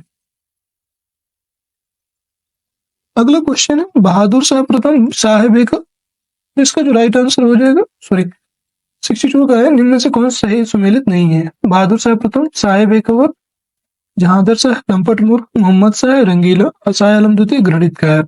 इसे बताना है कौन से किसकी उपाधि सही नहीं है। तो इसमें जो है बहादुर शाह प्रथम को साहेब एक अवर कहा, एकदम सही। जहांगीर शाह को लंपट मूर्ख का नाम दिया, एकदम सही। मोहम्मद शाह को रंगीला उपनाम से जानते थे और शाह आलम द्वितीय को गणितकार, ये गलत है। जो शाह आलम द्वितीय है जो 1707 में मुअज्जम अर्थात बहादुर शाह प्रथम की उपाधि के साथ दिल्ली पर सिंहासन बैठे थे, ठीक है। इस तो मुअज्जम जो था, मुअज्जम को हम साहेब एकबर कहते थे, ये तो एकदम सही बताया आपको, ठीक है। और जो शाह आलम द्वितीय है, शाह आलम द्वितीय की बात करेंगे तो शाह आलम द्वितीय को हम जो है गणितकार नहीं कहते, ये इसका गलत आंसर हो जाएगा, मतलब ये इसका सही आंसर है, यह गलत है आपका। अगला प्रश्न आपको 63 नंबर क्वेश्चन है, आमेर के राजा जयसिंह द्वारा आधुनिक उपकरणों से युक्त वेधशाला निम्न में से किस स्थान पर नहीं बनवाई गई थी। अजमेर, जयपुर, दिल्ली, उज्जैन। ये जो है आपका अजमेर में नहीं बनवाई गई थी, ठीक है। आमेर के राजा जो जयसिंह थे, जयसिंह को मिर्जा राजा मिर्जा राजा जो सवाई राजा जयसिंह थी उनकी उपाधि से नवाजा गया। और मुगल इनकी बात करेंगे तो इन्होंने जो है जो मिर्जा राजा सवाई जयसिंह जो थे, इन्होंने जो है मथुरा, उज्जैन, जयपुर और दिल्ली, इन 4 स्थानों में करवाई थी। मथुरा, दिल्ली, जयपुर, उज्जैन। अजमेर में इन्होंने स्थापित नहीं करवाई थी वेधशाला। अगला है, निम्न में से कौन सा कथन टीपू सुल्तान के बारे में सत्य नहीं है। अपने नाम के सिक्के चलवाए, ये जो है कौन सा सत्य नहीं है, ये बताना है आपका। ये तो सही है। जर्मनी और मैसूर के मैत्री का प्रतीक स्वतंत्रता का वृक्ष लगा है, ये गलत है। जर्मनी और मैसूर नहीं है, इन्होंने जो है जर्मनी और मैसूर के नाम से कोई वृक्ष नहीं लगाया था, जबकि फ्रांस और मैसूर के मैत्री प्रतीक का स्वतंत्रता का वृक्ष लगाया था। तो फ्रांस, जर्मनी की जगह यहाँ पे फ्रांस होना चाहिए, इसलिए ये गलत है। नौसेना बोर्ड का गठन किया, एकदम सही। इसने सुल्तान की उपाधि धारण की थी, तो टीपू सुल्तान ने सुल्तान की उपाधि धारण की, एकदम सही। बी ऑप्शन इसका सही हो जाएगा। अगला है क्वेश्चन नंबर 65, नानक शाही सिक्के किसने चलवाए थे। बंदा बहादुर, जस्सा सिंह, रणजीत सिंह या नवाब कपूर सिंह। नानक शाही जो सिक्के चलाने वाले थे उनका नाम था रणजीत सिंह। जो राजा रणजीत सिंह थे उन्होंने नानक शाही सिक्के चलवाए थे, ठीक है। इस अगला प्रश्न आपका, किस पुर्तगाली वायसराय ने कोचीन की जगह गोवा को राजधानी बनाया था। Alfonso de Albuquerque, Joao de Castro, Nino de Cunha या फ्रांसिस्को डी अल्मेडा। तो इसमें जो है नीनो डी कुन्हा थे, उन्होंने गोवा को जो है कोचीन की जगह गोवा को राजधानी बनाने वाले थे, नीनो डी कुन्हा, ठीक है। और ये जो है कब आए थे भारत में, तो 1529 ईस्वी में। तो नीनो डी कुन्हा 1529 ईस्वी में भारत आए, ठीक है। और जो है 1530 ईस्वी में जो है कोचीन की जगह गोवा को राजधानी बनाया, याद रखिएगा। अगला प्रश्न है आपका 67 नंबर क्वेश्चन है, देखेंगे कि डचों ने भारत में अपने पहले कारखाने की स्थापना कहाँ की थी। मछलीपट्टनम, पुलिकट, सूरत, कोचीन। तो डचों की बात करेंगे तो डचों ने जो अपना पहले कारखाने की स्थापना है वो मसूलीपट्टनम में करते थे। मछलीपट्टनम में इन्होंने पहले कारखाने की स्थापना की थी। अगला है क्वेश्चन नंबर 68, किस मुगल शासक ने अंग्रेज दूत कैप्टन हॉकिंस को 400 मनसब और जागीर प्रदान की थी। अकबर, शाहजहां, जहांगीर, औरंगजेब। तो मुगल शासक जो है अंग्रेज दूत जो थे वो कैप्टन हॉकिंस, उनको जो है मनसब और जागीर प्रदान करने वाले जो थे उनका नाम था जहांगीर। जहांगीर जो थे इन्होंने इनको 400 का मनसब और जागीर प्रदान की थी। और कैप्टन हॉकिंस की बात करेंगे तो ये जो है 1608 ईस्वी में भारत आए थे, 1608 ईस्वी में, ठीक है। अगला प्रश्न है, प्रथम कर्नाटक युद्ध की समाप्ति किस संधि से हुई। रिजविक की संधि, एक्सला सैक्टन, मंगलोर की संधि या श्रीरंगपट्टनम की संधि। तो प्रथम कर्नाटक युद्ध प्रथम कर्नाटक युद्ध की जो समाप्ति है वो आपकी होती है एक्स ला सेपल जो है एक्स ला सेपल की संधि से जो है प्रथम कर्नाटक युद्ध की समाप्ति होती है। और ये जो है 1748 में जो है इसका जो है प्रथम कर्नाटक युद्ध की समाप्ति हुई थी। ठीक है, इस समय जो है यूरोप में अंग्रेजों और फ्रांसीसियों के मध्य ऑस्ट्रिया में उत्तराधिकार के लिए जो युद्ध है वो लड़ा जा रहा था, जो इस संधि से समाप्त हो गया था, एक्स ला सेपल की संधि से। अगला क्वेश्चन है, द्वैध शासन का जनक किसे माना जाता है? Lord Clive, Hector Munro, Macaulay या लियो कॉर्टिस? तो द्वैध शासन का जनक जो है वो कहलाते थे आपके लियो कॉर्टिस। लियो कॉर्टिस को द्वैध शासन का जनक माना जाता है। इसका डी ऑप्शन सही हो जाएगा। और द्वैध शासन की शुरुआत जो है बंगाल में 1765 में मानी जाती है। द्वैध शासन की शुरुआत की बात करेंगे 1765 से बंगाल में मानी जाती है। ठीक है, और नेक्स्ट क्वेश्चन है आपका, पहली बार कलकत्ता में सर्वोच्च न्यायालय की स्थापना कब की गई थी? 1772 में, 1774 में, 1872 में, 1874 में? तो इसका जो है पहली बार कलकत्ता में सर्वोच्च न्यायालय की जो स्थापना है वो 1774 ईस्वी में की गई। और ये कौन से एक्ट के तहत हुई थी? ये रेगुलेटिंग एक्ट, रेगुलेटिंग जो एक्ट है, रेगुलेटिंग एक्ट 1775 का जो रेगुलेटिंग एक्ट था, इसके तहत जो है भारत में पहली बार जो है कलकत्ता में एक सर्वोच्च न्यायालय की स्थापना, सुप्रीम कोर्ट के जो स्थापना है की गई। और जिसमें एक मुख्य न्यायाधीश एलिजा एम्पे, सब प्रथम मुख्य न्यायाधीश कौन थे? एलिजा एम्पे, ये प्रथम मुख्य न्यायाधीश थे। ठीक है, और 3 अपर न्यायाधीश थे। इसमें एक मुख्य न्यायाधीश और 3 अपर मुख्य न्यायाधीश थे, ये भी आपको याद रखना है। अगला क्वेश्चन है, इस चार्टर एक्ट के तहत एक विधि आयोग का गठन किया गया? 1793 का चार्टर एक्ट, 1813 का चार्टर एक्ट, 1833 का चार्टर एक्ट या 1853 का चार्टर एक्ट? बताना है किस चार्टर एक्ट के तहत एक विधि आयोग का गठन किया गया। तो एक विधि आयोग का गठन हुआ था, वो था आपका जो 1833 का चार्टर एक्ट। जो 1833 के चार्टर एक्ट के तहत भारतीय कानूनों को संचित करने, लिपिबद्ध करने तथा सुधारने के लिए जो है एक विधि आयोग का गठन किया गया था। ठीक है, और सर्वप्रथम मैकाले को विधि सदस्य के रूप में गवर्नर जनरल परिषद में सम्मिलित किया गया। इसके जो अध्यक्ष कौन थे? मैकाले, विधि आयोग के अध्यक्ष थे मैकाले, ये आपको याद रखना है। और इसकी बात करें तो जो है ये परिषद जो है केवल गवर्नर जनरल को ही भारत के लिए कानून बनाने का अधिकार था। और 1833 के अधिनियम द्वारा कंपनी के चीन के व्यापार तथा चाय संबंधी व्यापार को एकाधिकार को समाप्त कर दिया। और इस अधिनियम के द्वारा बंगाल के गवर्नर जनरल को जो है अब समूचे भारत का गवर्नर जनरल बना दिया गया। इसी जो 1833 का चार्टर अधिनियम है, इसमें बंगाल के गवर्नर जनरल को पूरे भारत का गवर्नर जनरल बना दिया गया, पूरे भारत का गवर्नर जनरल बना दिया गया, गवर्नर जनरल बना दिया गया, याद रखिएगा इसी के द्वारा। और चाय और चीन के एकाधिकार जो था ईस्ट इंडिया कंपनी का, वो समाप्त कर दिया गया, ये भी आपको याद रखना है। अगला क्वेश्चन है, पृथक निर्वाचन मंडल के बारे में किसने कहा था कि हम नाग के दांत बो रहे हैं और इसका फल भी भीषण होगा? तो Ramsay MacDonald, Lord Curzon, Lord Montagu, Lord Minto? तो ये जो कहने वाले थे उनका नाम था जो है लॉर्ड मिंटो। जो लॉर्ड मिंटो थे, इन्होंने 1909 के भारत परिषद अधिनियम के द्वारा मुसलमानों के लिए प्रथम मताधिकार, इन्होंने जो है प्रथम मताधिकार जो है और पृथक निर्वाचन क्षेत्रों की स्थापना की थी लॉर्ड मिंटो ने। इसलिए जो है लॉर्ड मिंटो ने ही कहा था कि लॉर्ड मिंटो ने किसको पत्र लिखा था? ये जो है पत्र लिखकर बताया था। तो इन्होंने लॉर्ड मार्ले को पत्र लिखा था, लॉर्ड मार्ले को पत्र लिखा था और कहा था कि हम लोग नाग के दांत बो रहे हैं और इसका फल भी भीषण होगा। ये जो है 1909 के दौरान इन्होंने लॉर्ड मार्ले को पत्र लिखा था, लॉर्ड मिंटो ने।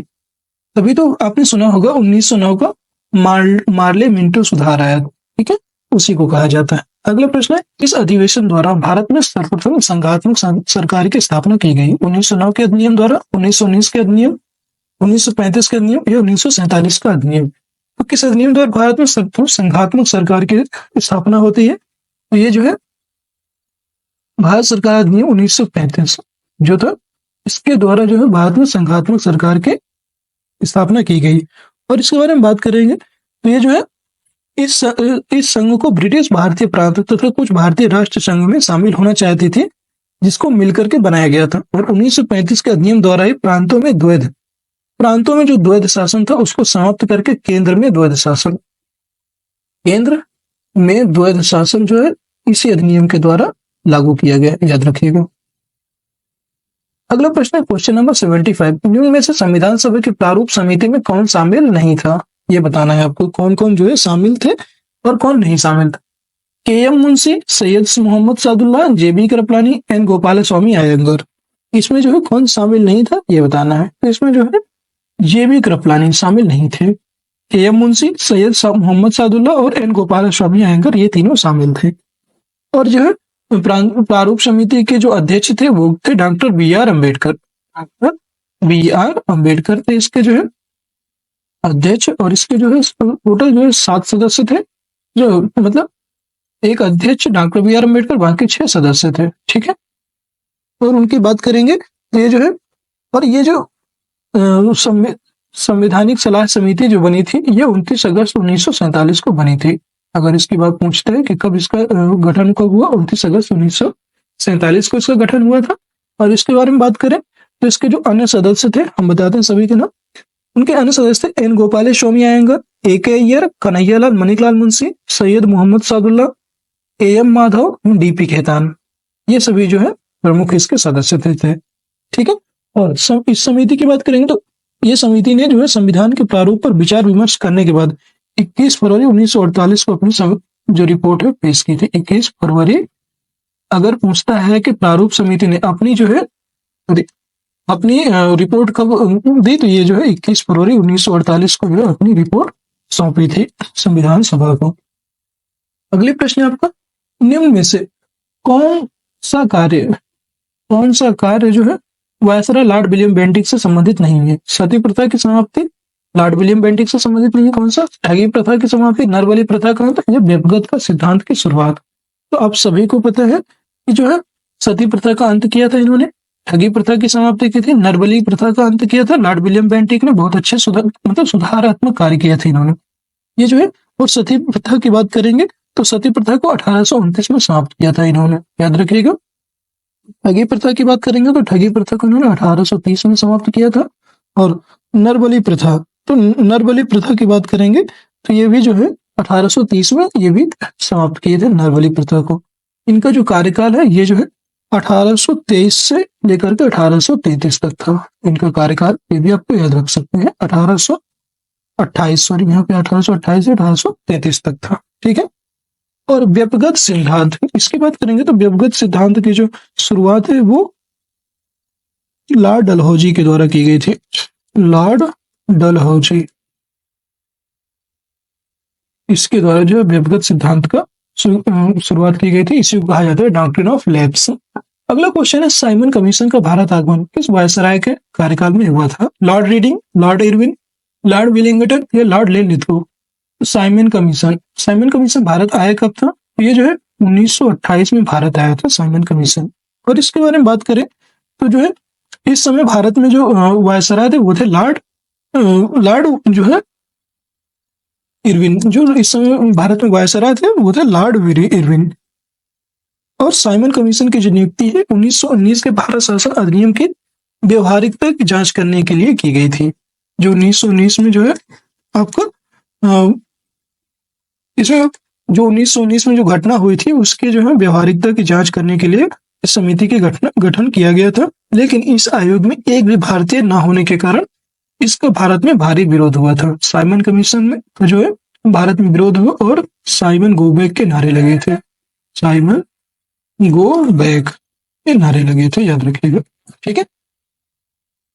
अगला प्रश्न है, इसका राइट आंसर हो जाएगा लॉर्ड इरविन, बी ऑप्शन। अगला प्रश्न, निम्न कथनों पर विचार कीजिए। पहला कथन है, वर्ष 1813 में भारत के व्यापार से ईस्ट इंडिया कंपनी का एकाधिकार समाप्त हो गया।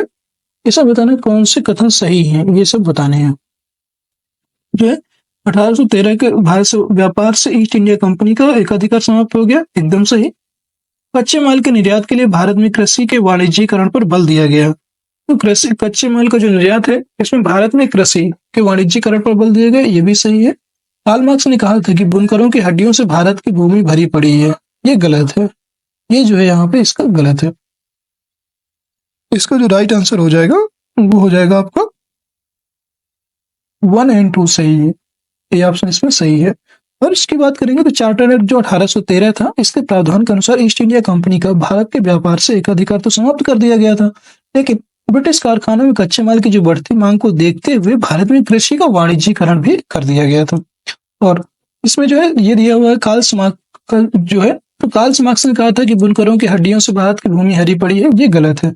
ये कहने वाले थे आपके विलियम बेंटिक के द्वारा कहा गया था। विलियम बेंटिक ने कहा था, यहाँ पे लिखते हैं, विलियम बेंटिक ने कहा था कि जो है बुनकरों की हड्डियों से भारत की भूमि हरी पड़ी है, ये एकदम सही है इसका।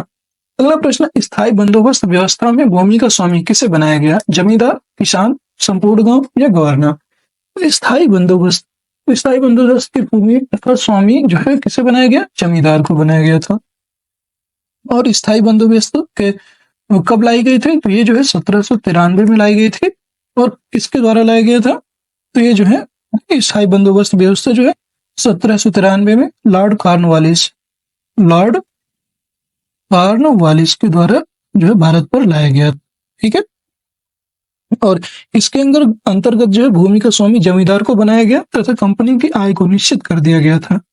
जमींदार का जो कार्य था वो किसानों से आयकर को वसूली करना और अपना हिस्सा रख करके शेष हिस्सा नई तिथि से पूरे कंपनी को पहुंचा देना था, ये इसका प्रमुख कार्य था। अगला प्रश्न है, रैयतवाड़ी व्यवस्था का जन्मदाता किसे माना जाता है? थॉमस मुनरो, कैप्टन रीड, उपयुक्त दोनों या दोनों में से कोई नहीं?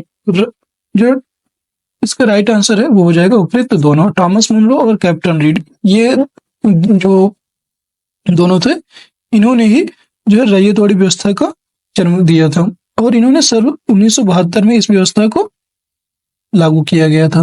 1972 में जो है इस व्यवस्था को लागू किया गया था। कहाँ पर सबसे पहले? तो 1972 में इस व्यवस्था को कैप्टन रीड के द्वारा 12 महल जिले में लागू किया गया सबसे पहले।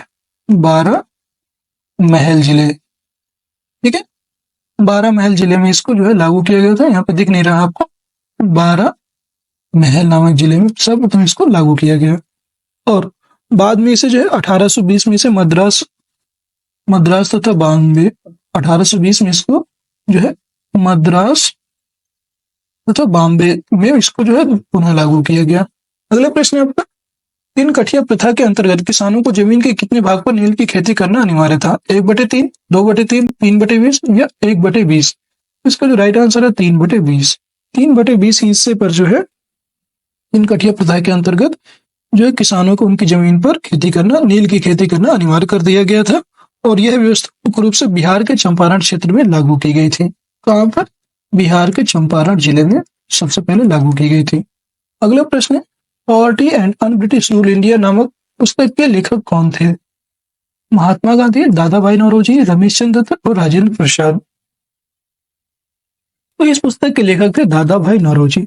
दादा भाई नौरोजी ने ही जो है इस धन के निष्कासन का सिद्धांत दिया था। और रमेश चंद्र दत्त ने इकोनॉमिक हिस्ट्री ऑफ इंडिया नामक पुस्तक लिखी थी। रमेश चंद्र जो दत्त थे, इन्होंने इकोनॉमिक हिस्ट्री ऑफ इंडिया नामक पुस्तक लिखी थी। ये कंफ्यूज मत होइएगा, ठीक है। और दोस्तों, क्लास कैसी लग रही है? अगर क्लास आपको पसंद आ रही है ना, तो क्लास को लाइक कर दीजिए, शेयर कर दीजिए और कमेंट सेक्शन में बताइएगा कि क्लास आपको कैसी लग रही है, क्योंकि आपके लिए इतनी मेहनत कर रहे हैं, आप इतना तो कर ही सकते हैं। अगला प्रश्न है आपके, 1857 की क्रांति के कारणों में निम्नलिखित में से कौन सा शामिल था? डलहौजी की व्यवगत नीति, वेलेजली की सहायक संधि, ब्लैक होल ट्रेजरी। तो इसमें जो है 1857 की क्रांति है, इसमें आपका डलहौजी की व्यवगत नीति ये शामिल थी और वेलेजली की सहायक संधि ये भी शामिल था। ब्लैक होल ट्रेजडी इसमें शामिल नहीं था। इसका राइट आंसर हो जाएगा 1 और 2, ठीक है। अगला प्रश्न है, 1857 की क्रांति का लखनऊ में नेतृत्व किसने किया था? नाना साहब, वीर कुंवर सिंह, बेगम हजरत महल, खान बहादुर खान। बेगम हजरत महल ने जो है लखनऊ से जो है इसका नेतृत्व किया था, ठीक है। और लखनऊ में क्रांति का नेतृत्व आपको बता ही दिया, बेगम हजरत महल ने किया था। और इसमें जो वीर कुंवर सिंह ने जो है भोजपुर जो आरा वाला क्षेत्र है, यहाँ से इन्होंने, भोजपुर बिहार से इन्होंने किया था। और खान बहादुर खान की बात करेंगे तो इन्होंने जो है रोहेलखंड क्षेत्र से, रोहेलखंड जो रुहेलखंड क्षेत्र है यहाँ से इन्होंने नेतृत्व किया था। और नाना साहब की बात करेंगे तो नाना साहब जी ने, अगला क्वेश्चन है आपका, 1857 की क्रांति को निम्नलिखित में से किसने हिंदू मुस्लिम षड्यंत्र की संज्ञा दी थी? L.R. रीज, आउटरमोर टेलर, पार्सिवल स्पीयर या T.R. होम्स? तो जो है इसका जो 1857 की क्रांति को निम्नलिखित में से किसने हिंदू मुस्लिम षड्यंत्र की संज्ञा दी थी? तो वो थे आपके आउटरमोर टेलर। आउटरमोर टेलर ने यह कहा था कि ये जो है हिंदू मुस्लिम की संज्ञा है, ये आपको याद रखना है, ठीक है। अगला क्वेश्चन है आपका जो है 86 नंबर क्वेश्चन, सन्यासी विद्रोह के संबंध में बताना है, निम्न कथनों पर विचार कीजिए। इसका प्रमुख मुख्य प्रभाव क्षेत्र बंगाल था, तो इसका जो मुख्य प्रभाव क्षेत्र बंगाल था ये बताना है, ये तो एकदम सही है। हिंदू मुस्लिम एकता इस विद्रोह की प्रमुख विशेषता थी, ये भी सही है। आनंद मठ नामक पुस्तक के किसी विद्रोह से संबंधित है, ये भी सही है। सन्यासी विद्रोह से सभी जो कथन है सही है, 1, 2, 3 इसके राइट आंसर हो जाएंगे। अगला प्रश्न, कूका आंदोलन कहाँ हुआ था? कूका आंदोलन बंगाल, पंजाब, मणिपुर या अवध? कूका आंदोलन आपको ये पंजाब क्षेत्र में हुआ था, याद रखिएगा पंजाब में। और भगत जवाहरलाल एवं राम सिंह कूका ने इस आंदोलन का नेतृत्व किया था। भगत जवाहरलाल याद रखिएगा इनके नाम। और जो है दूसरे थे राम सिंह कूका ने जो है इसका नेतृत्व किया था, ठीक है। इसका राइट आंसर बी हो जाएगा। अगला प्रश्न, मुंडा विद्रोह के नेता निम्नलिखित में से कौन थे? सिद्धू, कान्हू, बिरसा या भैरव? तो मुंडा विद्रोह के नेता थे बिरसा, इनको जो है बिरसा मुंडा के नाम से जाना जाता है। और यह विद्रोह जो है वर्तमान झारखंड के रांची और आसपास के क्षेत्र में हुआ था। झारखंड वाले क्षेत्र में ही यह विद्रोह हुआ था, रांची और आसपास के क्षेत्र में, ठीक है। और विद्रोह का प्रमुख कारण था मुंडा लोगों की परंपरागत खेती की व्यवस्था, खूंट कट्टी में अंग्रेजों को हस्तक्षेप। उनकी जो परंपरागत कृषि व्यवस्था उसको क्या कहते हैं? खूंट कट्टी, याद रखिएगा, पूछ लेता है खूंट कट्टी। तो ये जो है यहाँ की परंपरागत जो कृषि व्यवस्था है, और इस पर जो है अंग्रेजों का हस्तक्षेप हुआ था। हस्तक्षेप के फलस्वरूप ही जो है ये विद्रोह हुआ था, मुंडा विद्रोह। अगला क्वेश्चन है, निम्न कथनों पर विचार कीजिए। उद्दंत मार्तंड भारत में हिंदी का पहला समाचार पत्र था, ये बताना है। ये तो एकदम क्या है, सही है। इस पत्र का प्रकाशन जुगल किशोर ने किया था, ये भी सही है। हिंदी का जो पहला समाचार पत्र था वो जुगल किशोर जी के द्वारा ही लिखा गया था। और इसका प्रकाशन नागपुर से होता है, ये गलत है। जो इसका प्रकाशन है ये आपका नागपुर से नहीं, कोलकाता से होता है। कोलकाता से हिंदी का जो पहला समाचार पत्र है उद्दंत मार्तंड, इसका प्रकाशन कोलकाता से होता है। ये ऑप्शन इसका सही हो जाएगा। अगला प्रश्न, द वर्नाकुलर प्रेस एक्ट निम्न में से किस गवर्नर जनरल के द्वारा लाया गया था? Lord Ripon, Lord Lytton, Charles Metcalfe या Lord Mayo? The vernacular press act की बात करेंगे तो ये जो है आपका लॉर्ड लिटन के द्वारा लाया गया था, लॉर्ड लिटन के द्वारा जो है, ठीक है। भारत की स्थानीय भाषा में छपने वाले समाचार पत्रों के प्रतिबंध हेतु द वर्नाकुलर प्रेस एक्ट 1878 में लाया गया, याद रखिएगा, ठीक है। और यह जो है 1882 में लॉर्ड रिपन के द्वारा बंद कर दिया गया, अर्थात ये कानून वापस कर लिया गया। 1882 में जो है इसको वापस ले लिया गया, इस कानून को, ये भी आपको याद रखना है। लॉर्ड रिपन ने जो है इसको पुनः वापस ले लिया था। अगला क्वेश्चन है question number 91, fort William college की स्थापना इसके द्वारा की गई थी? Lord Macaulay, Lord Wellesley, Cornwallis या लॉर्ड रिपन? तो फोर्ट विलियम कॉलेज की स्थापना करने वाले थे वो थे आपके लॉर्ड वेलेजली। लॉर्ड वेलेजली ने जो है आपका 1800 में कंपनी का असैनिक अधिकारियों की शिक्षा के लिए फोर्ट विलियम कॉलेज की स्थापना की थी। 1800 ईस्वी में फोर्ट विलियम कॉलेज की स्थापना होती है लॉर्ड वेलेजली के द्वारा। अगला क्वेश्चन है, निम्न में से कौन सा प्रावधान चर्चित वोट्स डिस्पैच में शामिल नहीं था? महिला शिक्षा, शिक्षा का अंग्रेजी माध्यम, अखिल भारतीय स्तर पर शिक्षा की नियामक पद्धति, इलाहाबाद, पटना, बनारस में विश्वविद्यालय की स्थापना। तो वोट डिस्पैच में कौन सा शामिल नहीं था?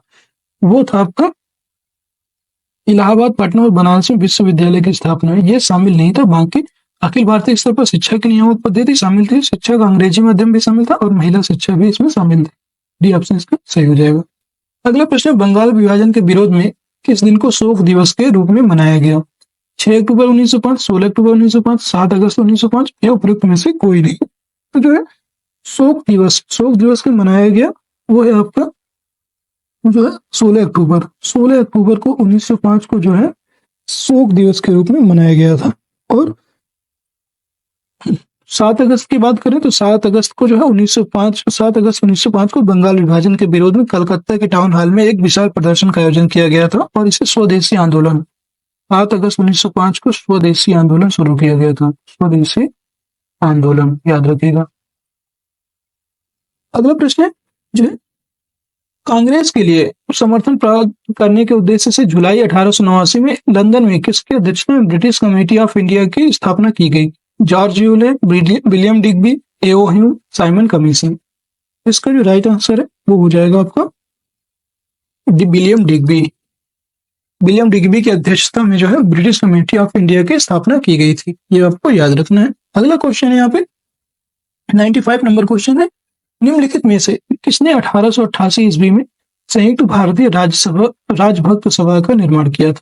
आर्यन मुधोलकर, अबुल कलाम आजाद, सर सैयद अहमद खान और डब्ल्यू.सी. बनर्जी। तो 1888 में संयुक्त भारतीय राजभक्त सभा का निर्माण करने वाले थे सर सैयद अहमद खान।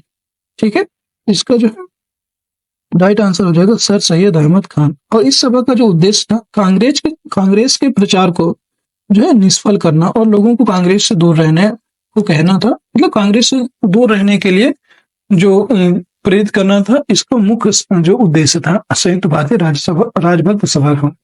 अगला क्वेश्चन है, निम्नलिखित में से कौन एक सही सुमेलित नहीं है, ये बताना है। कानपुर कांग्रेस अधिवेशन और अध्यक्ष। कानपुर अधिवेशन 1925 ये सरोजिनी नायडू के द्वारा हुआ था, एकदम सही है।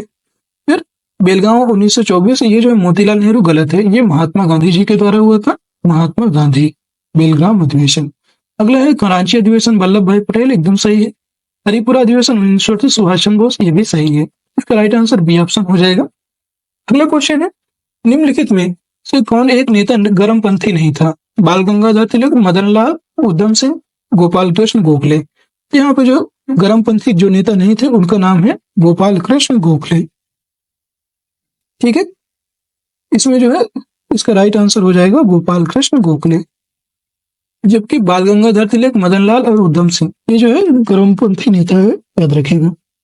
अगला प्रश्न क्वेश्चन नंबर 98, निम्नलिखित में से किसे भारतीय शांति के जनक के रूप में जाना जाता है? बाल गंगाधर तिलक, विपिन चंद्र पाल, गोपाल कृष्ण गोखले, दादा भाई नौरोजी। तो भारतीय शांति के जनक के रूप में जाने जाने वाले जो थे उनका नाम है आपका, उन्हें कहते हैं बाल गंगाधर तिलक। ठीक है, बाल गंगाधर तिलक को जो है वैलेंटाइन सिरोल, जो सर वैलेंटाइन सिरोल थे, उन्होंने जो है बाल गंगाधर तिलक को भारत में अशांति का जन्मदाता कहा था। और बाल गंगाधर तिलक जो है सेवा और बलिदान में विश्वास करते थे, इसलिए उन्होंने कई बार सरकार को चुनौती भी दी थी, इसलिए जो है उनको भारतीय शांति का जनक भी कहा गया। अगला है क्वेश्चन नंबर 99, 1908 के अलीपुर षड्यंत्र मामले में सरकारी गवाह बनाए गए थे नरेंद्र गोसाई, कन्हई लाल दत्त, सत्येंद्र बोस या वरींद्र घोष। तो 1908 के अलीपुर षड्यंत्र में जिनको बनाया गया था क्या सरकारी गवाह, वो थे नरेंद्र गोसाई। नरेंद्र गोसाई को जो है इसमें जो है बनाया गया था, सरकारी गवाह बनाया गया था। इसमें जो अरविंद घोष और वरींद्र घोष सहित 39 लोगों को अवैध हथियार रखने के आरोप में गिरफ्तार किया था और 17 लोगों को इसमें जो है सजा सुनाई गई थी, याद रखिएगा। अगला प्रश्न है आपका क्वेश्चन नंबर 100, रामप्रसाद बिस्मिल, अशफाक उल्लाह खान, रोशन लाल और राजेंद्र लाहिड़ी को किस केस में फांसी की सजा सुनाई गई थी?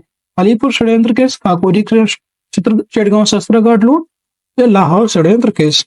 ये जो है काकोरी ट्रेन एक्शन, इसका नाम कर दिया गया है अब काकोरी ट्रेन एक्शन। ये काकोरी कांड जो था, इसके काकोरी कांड के लिए इन्हें जो है रामप्रसाद बिस्मिल, अशफाक उल्लाह खान, रोशन खान और राजेंद्र लाहिड़ी को जो है फांसी की सजा दी गई थी। ठीक है, और ये कब हुआ था? ये हुआ था 9 अगस्त 1925 को। 9 अगस्त 1925 ईस्वी को जो है ये हुआ था। अगला प्रश्न है, पूना की प्लेग कमेटी के अध्यक्ष रैंड और लेफ्टिनेंट आयश की हत्या किसने की थी? खुदीराम बोस और प्रफुल्ल चाकी, चापेकर बंधु, बाघा जतिन, जोगेंद्र चंद्र चटर्जी। ये जो है पूना की प्लेग कमेटी के जो अध्यक्ष थे उनके हत्या करने वाले थे चापेकर बंधु। चापेकर बंधु ने जून 1897 में जो है चापेकर बंधु ने दामोदर हरि चापेकर और बालकृष्ण हरि चापेकर और वसुदेव हरि चापेकर ने ऊना की प्ले कमेटी के अध्यक्ष रैंड और लेफ्टिनेंट आयस्ट की हत्या की थी। अगला प्रश्न है आपका 102 नंबर क्वेश्चन है, निम्नलिखित में से कौन मुजफ्फरपुर में किंग्सफोर्ड बम कांड में शामिल था? विनायक देशपांडे, खुदीराम बोस, बटुकेश्वर दत्त, कन्हैया लाल दत्त। इसमें जो है मुजफ्फरपुर में किंग्सफोर्ड बम कांड में शामिल थे, उनका नाम था खुदीराम बोस। ठीक है। 30 अप्रैल 1908, ये मुजफ्फरपुर बम कांड कब हुआ था? 30 अप्रैल 1908 को बिहार के मुजफ्फरपुर में खुदीराम बोस और प्रफुल्ल चाकी ने किंग्सफोर्ड पर बम फेंका, परंतु किंग्सफोर्ड जो है बच गए थे, क्योंकि जो राष्ट्रीय आंदोलन के हमदर्द मिस्टर कैनेडी की पत्नी और पुत्री मारी गई इसमें। इसके बाद प्रफुल्ल चाकी ने आत्महत्या कर ली थी और खुदीराम बोस को इसमें जो है गिरफ्तार कर लिया गया था। अगला प्रश्न है आपका, निम्नलिखित में से किसने निष्क्रिय विरोध के सिद्धांत का प्रतिपादन किया? गोपाल कृष्ण गोखले, बाल गंगाधर तिलक, लाला लाजपत राय, अरविंद घोष। निष्क्रिय विरोध का सिद्धांत प्रतिपादन करने वाले थे वो थे आपके अरविंद घोष। इन्होंने जो है वंदे मातरम में इसका उल्लेख किया था, अपनी पुस्तक वंदे मातरम में जो है इसका निष्क्रिय विरोध का उल्लेख किया था। ठीक है। अगला प्रश्न है 104 नंबर, केशव बलिराम हेडगेवार ने कब राष्ट्रीय स्वयंसेवक संघ की स्थापना की थी? 21 दिसंबर 1924, 27 सितंबर 1925, 11 जुलाई 1926, 18 नवंबर 1947। केशव बलिराम हेडगेवार ने जो है 27 सितंबर 1925 को राष्ट्रीय स्वयंसेवक संघ की स्थापना की। 27 सितंबर 1925। अगला क्वेश्चन है क्वेश्चन नंबर 105, निम्नलिखित में से कौन हिंदुस्तान रिपब्लिकन एसोसिएशन का सदस्य नहीं था? भगत सिंह, चंद्रशेखर आजाद, रामप्रसाद बिस्मिल, शिव वर्मा। तो इसके जो अध्यक्ष जो नहीं थे उनका नाम था शिव वर्मा। इसके अध्यक्ष शिव वर्मा नहीं थे। और जो इसके कौन कौन से अध्यक्ष थे? तो भगत सिंह, चंद्रशेखर आजाद, रामप्रसाद बिस्मिल। ये जो है HSRA, Hindustan Republican association, HRA, पहले इसका नाम था HRA। ठीक है। इसके अध्यक्ष थे, मतलब इसके सदस्य थे, जबकि Shiv Verma Hindustan socialist republican association के सदस्य बने। बाद में जब इसका HSRA बना, यही जब बाद में HSRA बना तो इसके अध्यक्ष शिव वर्मा बने थे बाद में। अगला क्वेश्चन है आपका 106 नंबर, निम्नलिखित में से कौन सा सही युग में सही सम्मिलित नहीं है? ये बताना। दिल्ली षड्यंत्र केस, अमीर चंद। इसमें ये कौन सा सही सम्मिलित नहीं है ये बताना है। दिल्ली षड्यंत्र केस अमीर चंद, ये सही है। काकोरी षड्यंत्र केस अशफाक उल्लाह खान, इससे संबंधित है, सही है। लाहौर षड्यंत्र केस से जतिन दास, इससे भी संबंधित है। नासिक षड्यंत्र केस रासबिहारी बोस, ये गलत है। जो नासिक षड्यंत्र केस है इससे जो है इसका जो है रासबिहारी का बोस का जो संबंध है वो दिल्ली षड्यंत्र केस से था, नासिक षड्यंत्र केस से नहीं था, इसलिए जो है गलत हो जाएगा, यही इसका राइट आंसर है। अगला क्वेश्चन है भगत सिंह, सुखदेव और राजगुरु को फांसी किस केस में जो है फांसी सजा सुनाई गई थी? नासिक षड्यंत्र केस, लाहौर षड्यंत्र केस, काकोरी या अलीपुर षड्यंत्र केस। तो इसमें जो है भगत सिंह, सुखदेव और राजगुरु को लाहौर षड्यंत्र केस में जो है अक्टूबर 1930 में जो है इनको फांसी दी गई थी। ठीक है। सॉरी, इनको अक्टूबर 1930 में फांसी की सजा सुनाई गई थी, जबकि 23 मार्च 1931 को जो है इनको फांसी दी गई थी, ये याद रखना है आपको। अगला क्वेश्चन है, निम्नलिखित में से किसने लंदन में इंडियन होम रूल सोसाइटी को प्रारंभ किया? लंदन में इंडियन होम रूल सोसाइटी की स्थापना करने वाले थे रासबिहारी बोस, भीकाजी रुस्तम कामा, सोहन सिंह भाकना, श्यामजी कृष्ण वर्मा। इसका जो है राइट आंसर हो जाएगा वो हो जाएगा आपका श्यामजी कृष्ण वर्मा। श्यामजी कृष्ण वर्मा ने फरवरी 1905 में जो है श्यामजी कृष्ण वर्मा ने लंदन में जो है इंडियन होम रूल सोसाइटी का प्रारंभ किया था, याद रखिएगा। अगला क्वेश्चन है 109, सही उत्तर चुनिए। मेरठ षड्यंत्र case, Hindustan socialist republican association का गठन, कांग्रेस सोशलिस्ट पार्टी, कानपुर षड्यंत्र केस। इसे बताना है कब क्या मतलब हुआ था। तो कानपुर षड्यंत्र केस की बात करेंगे, ये आपका हुआ था 1924 में। हिंदुस्तान सोशलिस्ट रिपब्लिकन की बात करेंगे, ये हुआ था 1928 में बना था। कांग्रेस सोशलिस्ट पार्टी की बात करेंगे, ये जो है 1934 में इसका गठन हुआ था। और मेरठ षड्यंत्र केस आपका 1929 में होता है। अब यहाँ से हम सबसे पहले कौन सा हुआ? तो कानपुर षड्यंत्र केस हुआ था, सबसे पहले 4 नंबर आएगा। इसके बाद फिर हुआ था हिंदुस्तान सोशलिस्ट रिपब्लिकन एसोसिएशन 2, 1, 3। ये ऑप्शन यहाँ पे सही हो जाएगा। अगला प्रश्न है, बंगाल के राष्ट्रवादी मुसलमानों ने कब अहरार आंदोलन शुरू किया था?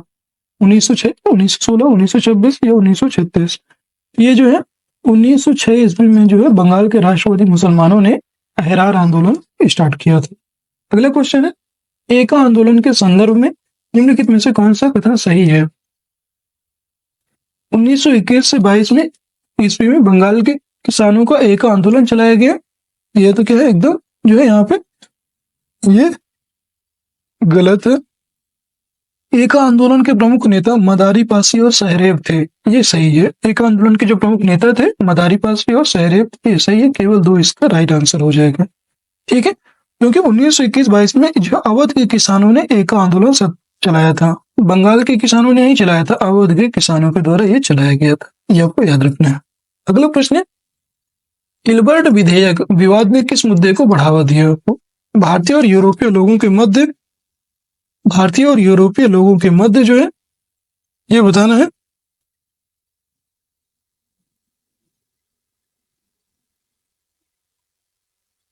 नस्लीय भेदभाव, भारतीय सीमाओं पर विशेषकर उत्तर पश्चिमी सीमा सुरक्षा चूक और सरकार द्वारा भारतीय मीडिया घरानों का दमन करना, उनका राष्ट्रीयकरण करना। इल्बर्ट विधेयक में बताना है कौन सा सही है। ये तो गलत है।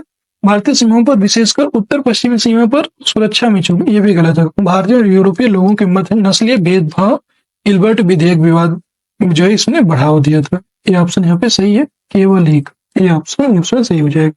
अगला प्रश्न आपका 117 नंबर क्वेश्चन है, निम्नलिखित में से कौन एक जवाहरलाल नेहरू का जीवनीकार है? Frank Moraes, Dom Moraes, Louis Fischer या वेब मिलर? तो ये जो है जवाहरलाल नेहरू के जो जीवनीकार है उनको कहते हैं फ्रैंक मोरिस। फ्रैंक मोरिस यहाँ पे एकदम सही है।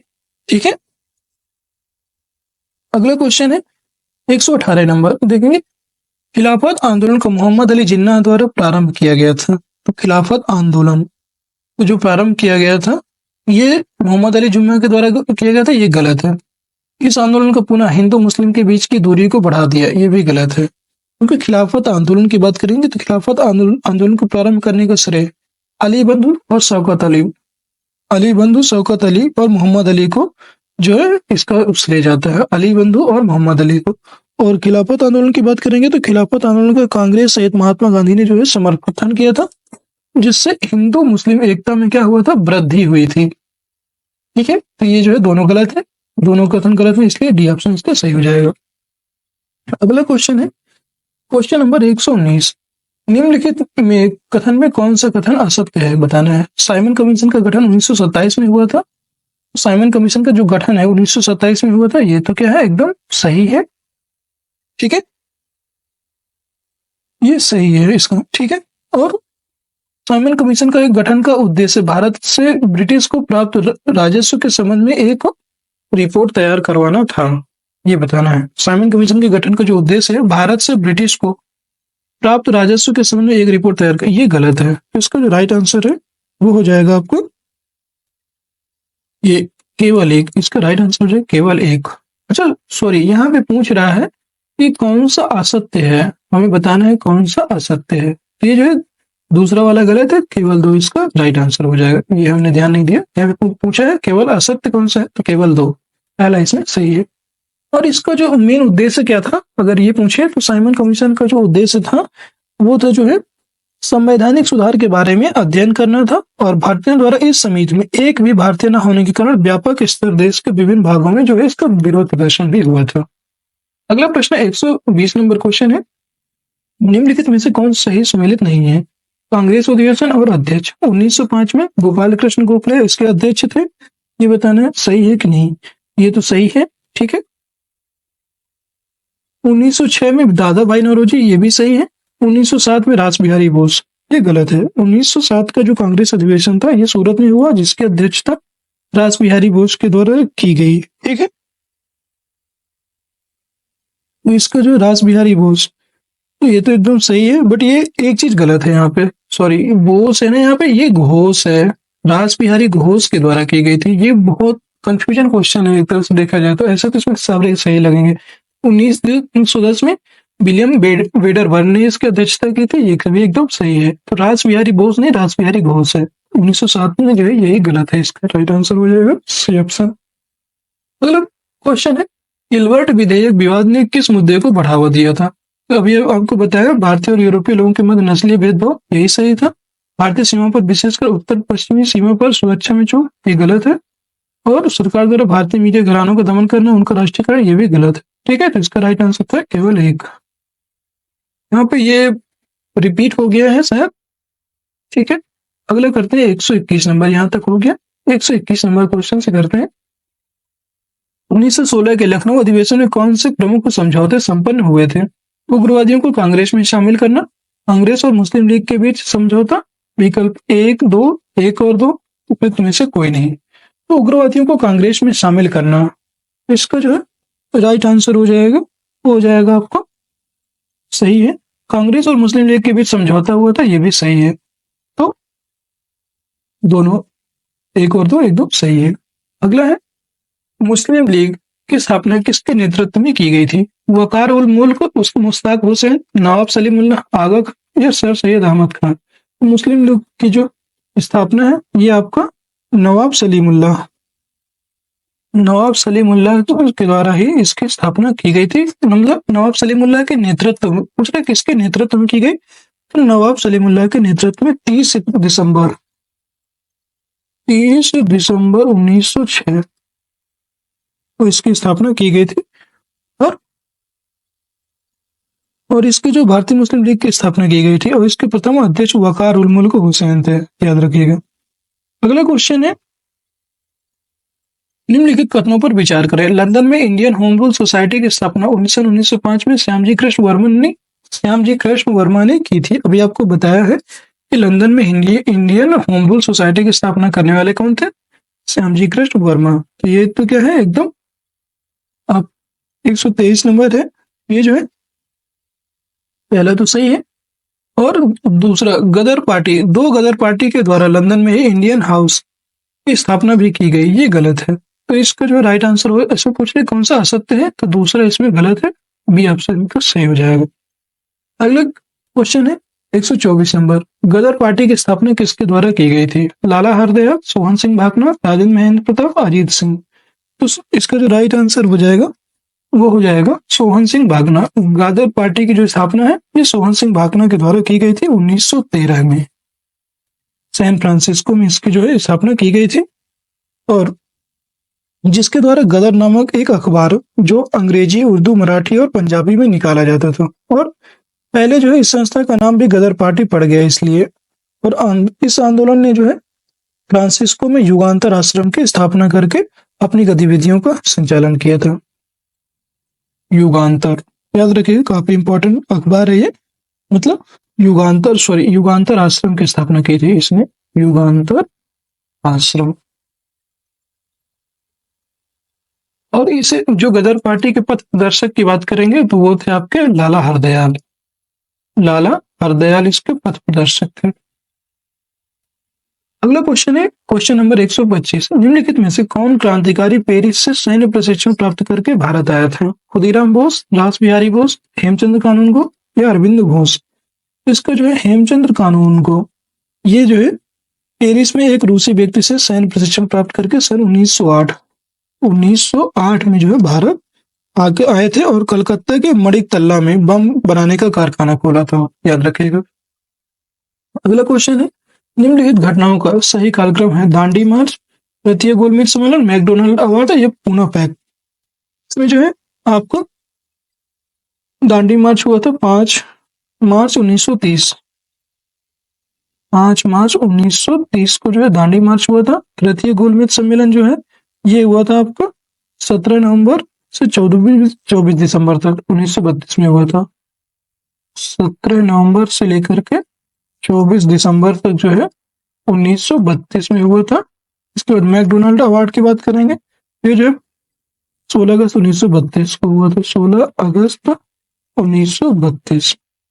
फिर पुणे पैक्ट की बात करेंगे तो ये जो है आपका 25 सितंबर 1932 में हुआ, 25 सितंबर 1932। तो सही कालक्रम कौन सा हो जाएगा ये बताना है। सबसे पहले आएगा 1930, 5 मार्च 1930 दांडी मार्च आएगा सबसे पहले। फिर इसके बाद आएगा 16 अगस्त 1932 मैकडोनल्ड अवार्ड, 1-3, 1 और 3, पहला डी। और फिर इसके बाद आएगा आपका फोर्ड, तो A1, ए ऑप्शन इसका सही हो जाएगा, 1342। अगला क्वेश्चन है 127 नंबर, निम्नलिखित में से किसके द्वारा all India anti untouchability league की गई, स्थापित की गई थी, बताना है। महात्मा गांधी, भीमराव अम्बेडकर, घनश्याम दास बिरला या तेज बहादुर सप्रू। तो 1932 में जो है महात्मा गांधी जी के द्वारा all India anti untouchability league की स्थापना की गई थी, महात्मा गांधी जी के द्वारा, ठीक है। और इसके बाद में हरिजन सेवक संघ के नाम से इन्हें पुकारा जाने लगा। महात्मा गांधी को हरिजन सेवक संघ के रूप से नाम से भी जाना जाता। और इसके जो है संस्थापक कौन थे, तो वो संस्थापक अध्यक्ष की बात करेंगे, उसके संस्थापक अध्यक्ष की बात करेंगे तो वो थे घनश्याम दास बिरला। अगला क्वेश्चन है क्वेश्चन नंबर 128, 1937 चुनाव में निम्नलिखित में से किस प्रांत में कांग्रेस की सरकार नहीं बनी थी? संयुक्त प्रांत, मद्रास, पंजाब, बंगाल। तो ये जो है आपके किस प्रांत में जो है कांग्रेस की सरकार नहीं बनी थी, वो था आपका पंजाब और बंगाल। पंजाब और बंगाल में जो है कांग्रेस की सरकार नहीं बनी थी प्रथम आम चुनाव में, 1937 के चुनाव में। राइट आंसर 3 और 4 हो जाएगा। अगला क्वेश्चन है 129 नंबर, 1939 में सुभाष चंद्र बोस द्वारा कांग्रेस के अध्यक्ष के पद से इस्तीफा देने के बाद किसे भारतीय राष्ट्रीय कांग्रेस का अध्यक्ष चुना गया? पंडित जवाहरलाल नेहरू, रास बिहारी बोस, डॉक्टर राजेंद्र प्रसाद, पट्टाभी सीतारमैया। इसका जो राइट आंसर है वो हो जाएगा आपका डॉक्टर राजेंद्र प्रसाद, ठीक है। इसका राइट आंसर कौन सा होगा? डॉक्टर राजेंद्र प्रसाद, ठीक है। 1939 में जो है सुभाष चंद्र बोस के कांग्रेस अध्यक्ष पद से इस्तीफा दे दिए थे। इसके बाद जो भारतीय राष्ट्रीय कांग्रेस का अध्यक्ष जो है डॉक्टर राजेंद्र प्रसाद को चुना गया। और इसके बाद जो है कांग्रेस वो जो आपके सुभाष चंद्र बोस थे, इन्होंने फॉरवर्ड ब्लॉक की स्थापना की थी 1939 में, और ये जो फॉरवर्ड ब्लॉक नामक राजनीतिक संस्था के अध्यक्ष बने थे। अगला क्वेश्चन है 130 नंबर, निम्नलिखित में से कब मुस्लिम लीग द्वारा हिंदू द्विराष्ट्र का सिद्धांत प्रस्ताव पारित किया गया? द्विराष्ट्र का सिद्धांत 1938, 1939, 1940 या 1941। ये जो है आपका 1940 में जो है लीग के लाहौर अधिवेशन में मोहम्मद अली जिन्ना के नेतृत्व में द्विराष्ट्र के सिद्धांत का प्रस्ताव पारित किया गया। मोहम्मद अली जिन्ना के नेतृत्व में, याद रखिएगा, मोहम्मद अली जो जिन्ना थे, इनके नेतृत्व में ये जो प्रस्ताव है पारित किया गया। और इस एक चीज जान लीजिए कि इस प्रस्ताव में जो पाकिस्तान शब्द का प्रयोग नहीं किया गया था।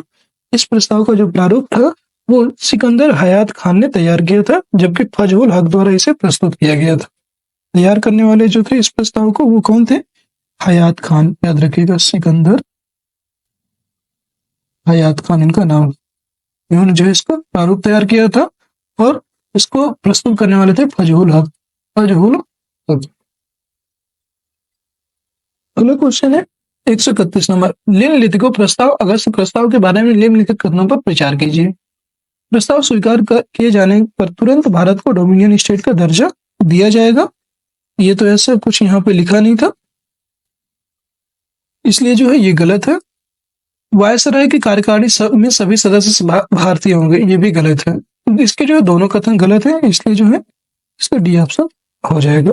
अगला क्वेश्चन है 132 नंबर, निम्नलिखित में से किसके द्वारा क्रिप्स मिशन के प्रस्तावों को दिवालिया होने वाला बैंक कहा था? महात्मा गांधी, जवाहरलाल नेहरू, पट्टाभी सीतारमैया, चक्रवर्ती राजगोपालाचारी। ये कहने वाले थे आपके जवाहरलाल नेहरू। जवाहरलाल नेहरू द्वारा क्रिप्स मिशन के प्रस्तावों को दिवालिया होने वाला बैंक कहा था, यह आपको याद रखना है। महात्मा गांधी ने क्या कहा था? इसको महात्मा गांधी ने इसको कहा था पोस्ट डेटेड चेक कहा था इसको, ठीक है। और पट्टाभी सीतारमैया ने क्या कहा था? तो पट्टाभी सीतारमैया ने अगस्त प्रस्ताव का परिवर्धित संस्करण मात्र है। अगला क्वेश्चन है, निम्नलिखित में से कौन क्रिप्स मिशन से वार्तालाप के दौरान कांग्रेस के मुख्य प्रवक्ता थे? क्रिप्स मिशन जब आया था, मौलाना अबुल कलाम आजाद, सरदार वल्लभ भाई पटेल, जवाहरलाल नेहरू, राजेंद्र प्रसाद। तो वो थे आपके मौलाना अबुल कलाम आजाद। क्रिप्स मिशन से वार्तालाप के दौरान मुख्य प्रवक्ता थे, याद रखिएगा। और जवाहरलाल नेहरू की बात करेंगे तो उनके सहयोगी भूमिका में थे। जो जवाहरलाल थे ये सहयोगी भूमिका में थे, सहयोगी की भूमिका में। अगला क्वेश्चन है क्वेश्चन नंबर 134। निम्नलिखित में से किसके द्वारा 1942 में भारत छोड़ो प्रस्ताव का जो है शुरू किया गया था? महात्मा गांधी, राम मनोहर लोहिया, अरुण आसफ अली, जवाहरलाल नेहरू। तो 1942 में जो आपका ये शुरू हुआ था वो आपका जवाहरलाल नेहरू के द्वारा जो है भारत छोड़ो प्रस्ताव शुरू किया गया था। ये कहाँ शुरू हुआ था? ये हुआ था आपका भारत छोड़ो प्रस्ताव। अब याद रखिए, भारत छोड़ो आंदोलन किसने कहा? वो कहने वाले थे महात्मा गांधी, बट जो है भारत छोड़ो आंदोलन का प्रस्ताव किसने प्रस्तुत किया था? तो वो जवाहरलाल नेहरू ने। ये आपको याद रखना है। और ये 1942 के बॉम्बे अधिवेशन में ये हुआ था। ठीक है, बॉम्बे के कहा हुआ था? ग्वालियर टैंक मैदान, ग्वालियर टैंक मैदान। अगला क्वेश्चन है आपको 135। भारत छोड़ो आंदोलन के दौरान गठित समानांतर सरकार के विषय में निम्नलिखित में से कौन सा सही सम्मिलित नहीं है? बलिया चित्तू पांडे, सतारा बीआई चौहान, तामलुक मातंगिनी हजारा। कौन सा जो है भारतीय छोड़ो आंदोलन के दौरान गठित समानांतर सरकार के विषय में सही सम्मिलित नहीं थे? वो थे आपके बलिया चित्तू पांडे एकदम सही है, सतारा से वीआई चौहान सही है, तामलुक मातंगिनी हजारा ये गलत है। ठीक है, तो इसका जो है केवल 3 इसमें गलत है, बाकी सभी सही है। अगला है 136 नंबर क्वेश्चन है, निम्नलिखित का सही कालक्रम है बताना है। CR formula, Liaquat Ali Desai pact, Wavell योजना। इसमें बताना है कौन सा जो है सही होगा। सीआर फॉर्मूला आपका 10 जुलाई 1944 में आया था, 10 जुलाई 1944 में। तो लियाकत अली देसाई पैक्ट की बात करेंगे तो ये आपका जो है अप्रैल 1945 में आया था। इसके बाद वेबेल योजना की बात करेंगे तो वेबेल योजना आपका 14 जून 1945 में आती है, 14 जून 1945। तो इसका राइट आंसर क्या हो जाएगा? 1 2 3 ये ऑप्शन इसका सही हो जाएगा। अगला प्रश्न है आपका 137 नंबर। 1945 में हुए शिमला समझौता सम्मेलन में निम्नलिखित में से किसने भाग नहीं लिया था? मुस्लिम लीग के अध्यक्ष, सिखों के प्रतिनिधि, हिंदू महासभा या अनुसूचित जनजातियों के प्रतिनिधि? ये जो नहीं लिए थे तो इसमें सम्मेलन में भाग नहीं लिए थे वो थे हिंदू महासभा। 1945 में हुए शिमला समझौता में हिंदू महासभा ने भाग नहीं लिया था। अगला क्वेश्चन है 138 नंबर। कैबिनेट मिशन के प्रस्ताव के विषय में निम्नलिखित कथनों पर विचार कीजिए। पाकिस्तान को मांग को नकार दिया गया कैबिनेट मिशन में, ये जो है सही था।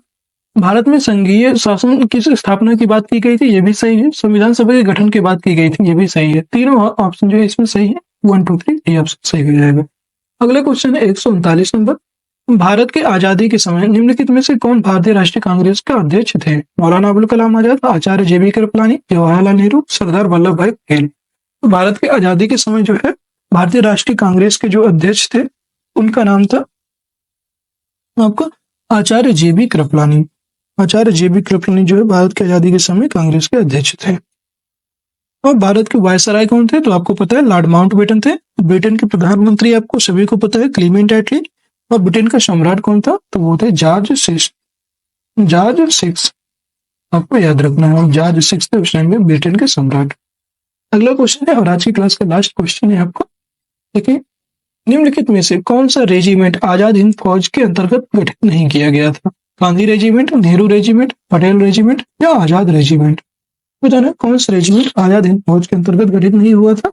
वो है आपका पटेल रेजिमेंट। यहाँ पे पटेल रेजिमेंट इसमें जो है गठित नहीं हुआ था, क्योंकि गांधी रेजिमेंट, नेहरू रेजिमेंट और आजाद रेजिमेंट 3 रेजिमेंट का गठन हुआ था। इसके अलावा महिलाओं का भी एक रेजिमेंट गठित हुआ था। उस महिलाओं का रेजिमेंट का क्या नाम था? महिलाओं का जो रेजिमेंट था, महिलाओं का रेजिमेंट का नाम था आपका वो था गांधी, वो रानी झांसी का रेजिमेंट, रानी झांसी का रेजिमेंट, इस नाम से इसको जो है शुरू किया गया। ये आपको याद रख, कई बार पूछा जाता है। और दोस्तों आज की क्लास यहीं पे आपकी समाप्त होती है। आज की क्लास आपको कैसी लगी कमेंट सेक्शन में जरूर बताइएगा। अगर क्लास आपको अच्छी लगी है तो लाइक कर दीजिए, शेयर कर दीजिए और बताइएगा कि आपको अगर क्लास अच्छी लगती है तो हम इस सीरीज को कंटिन्यू करेंगे।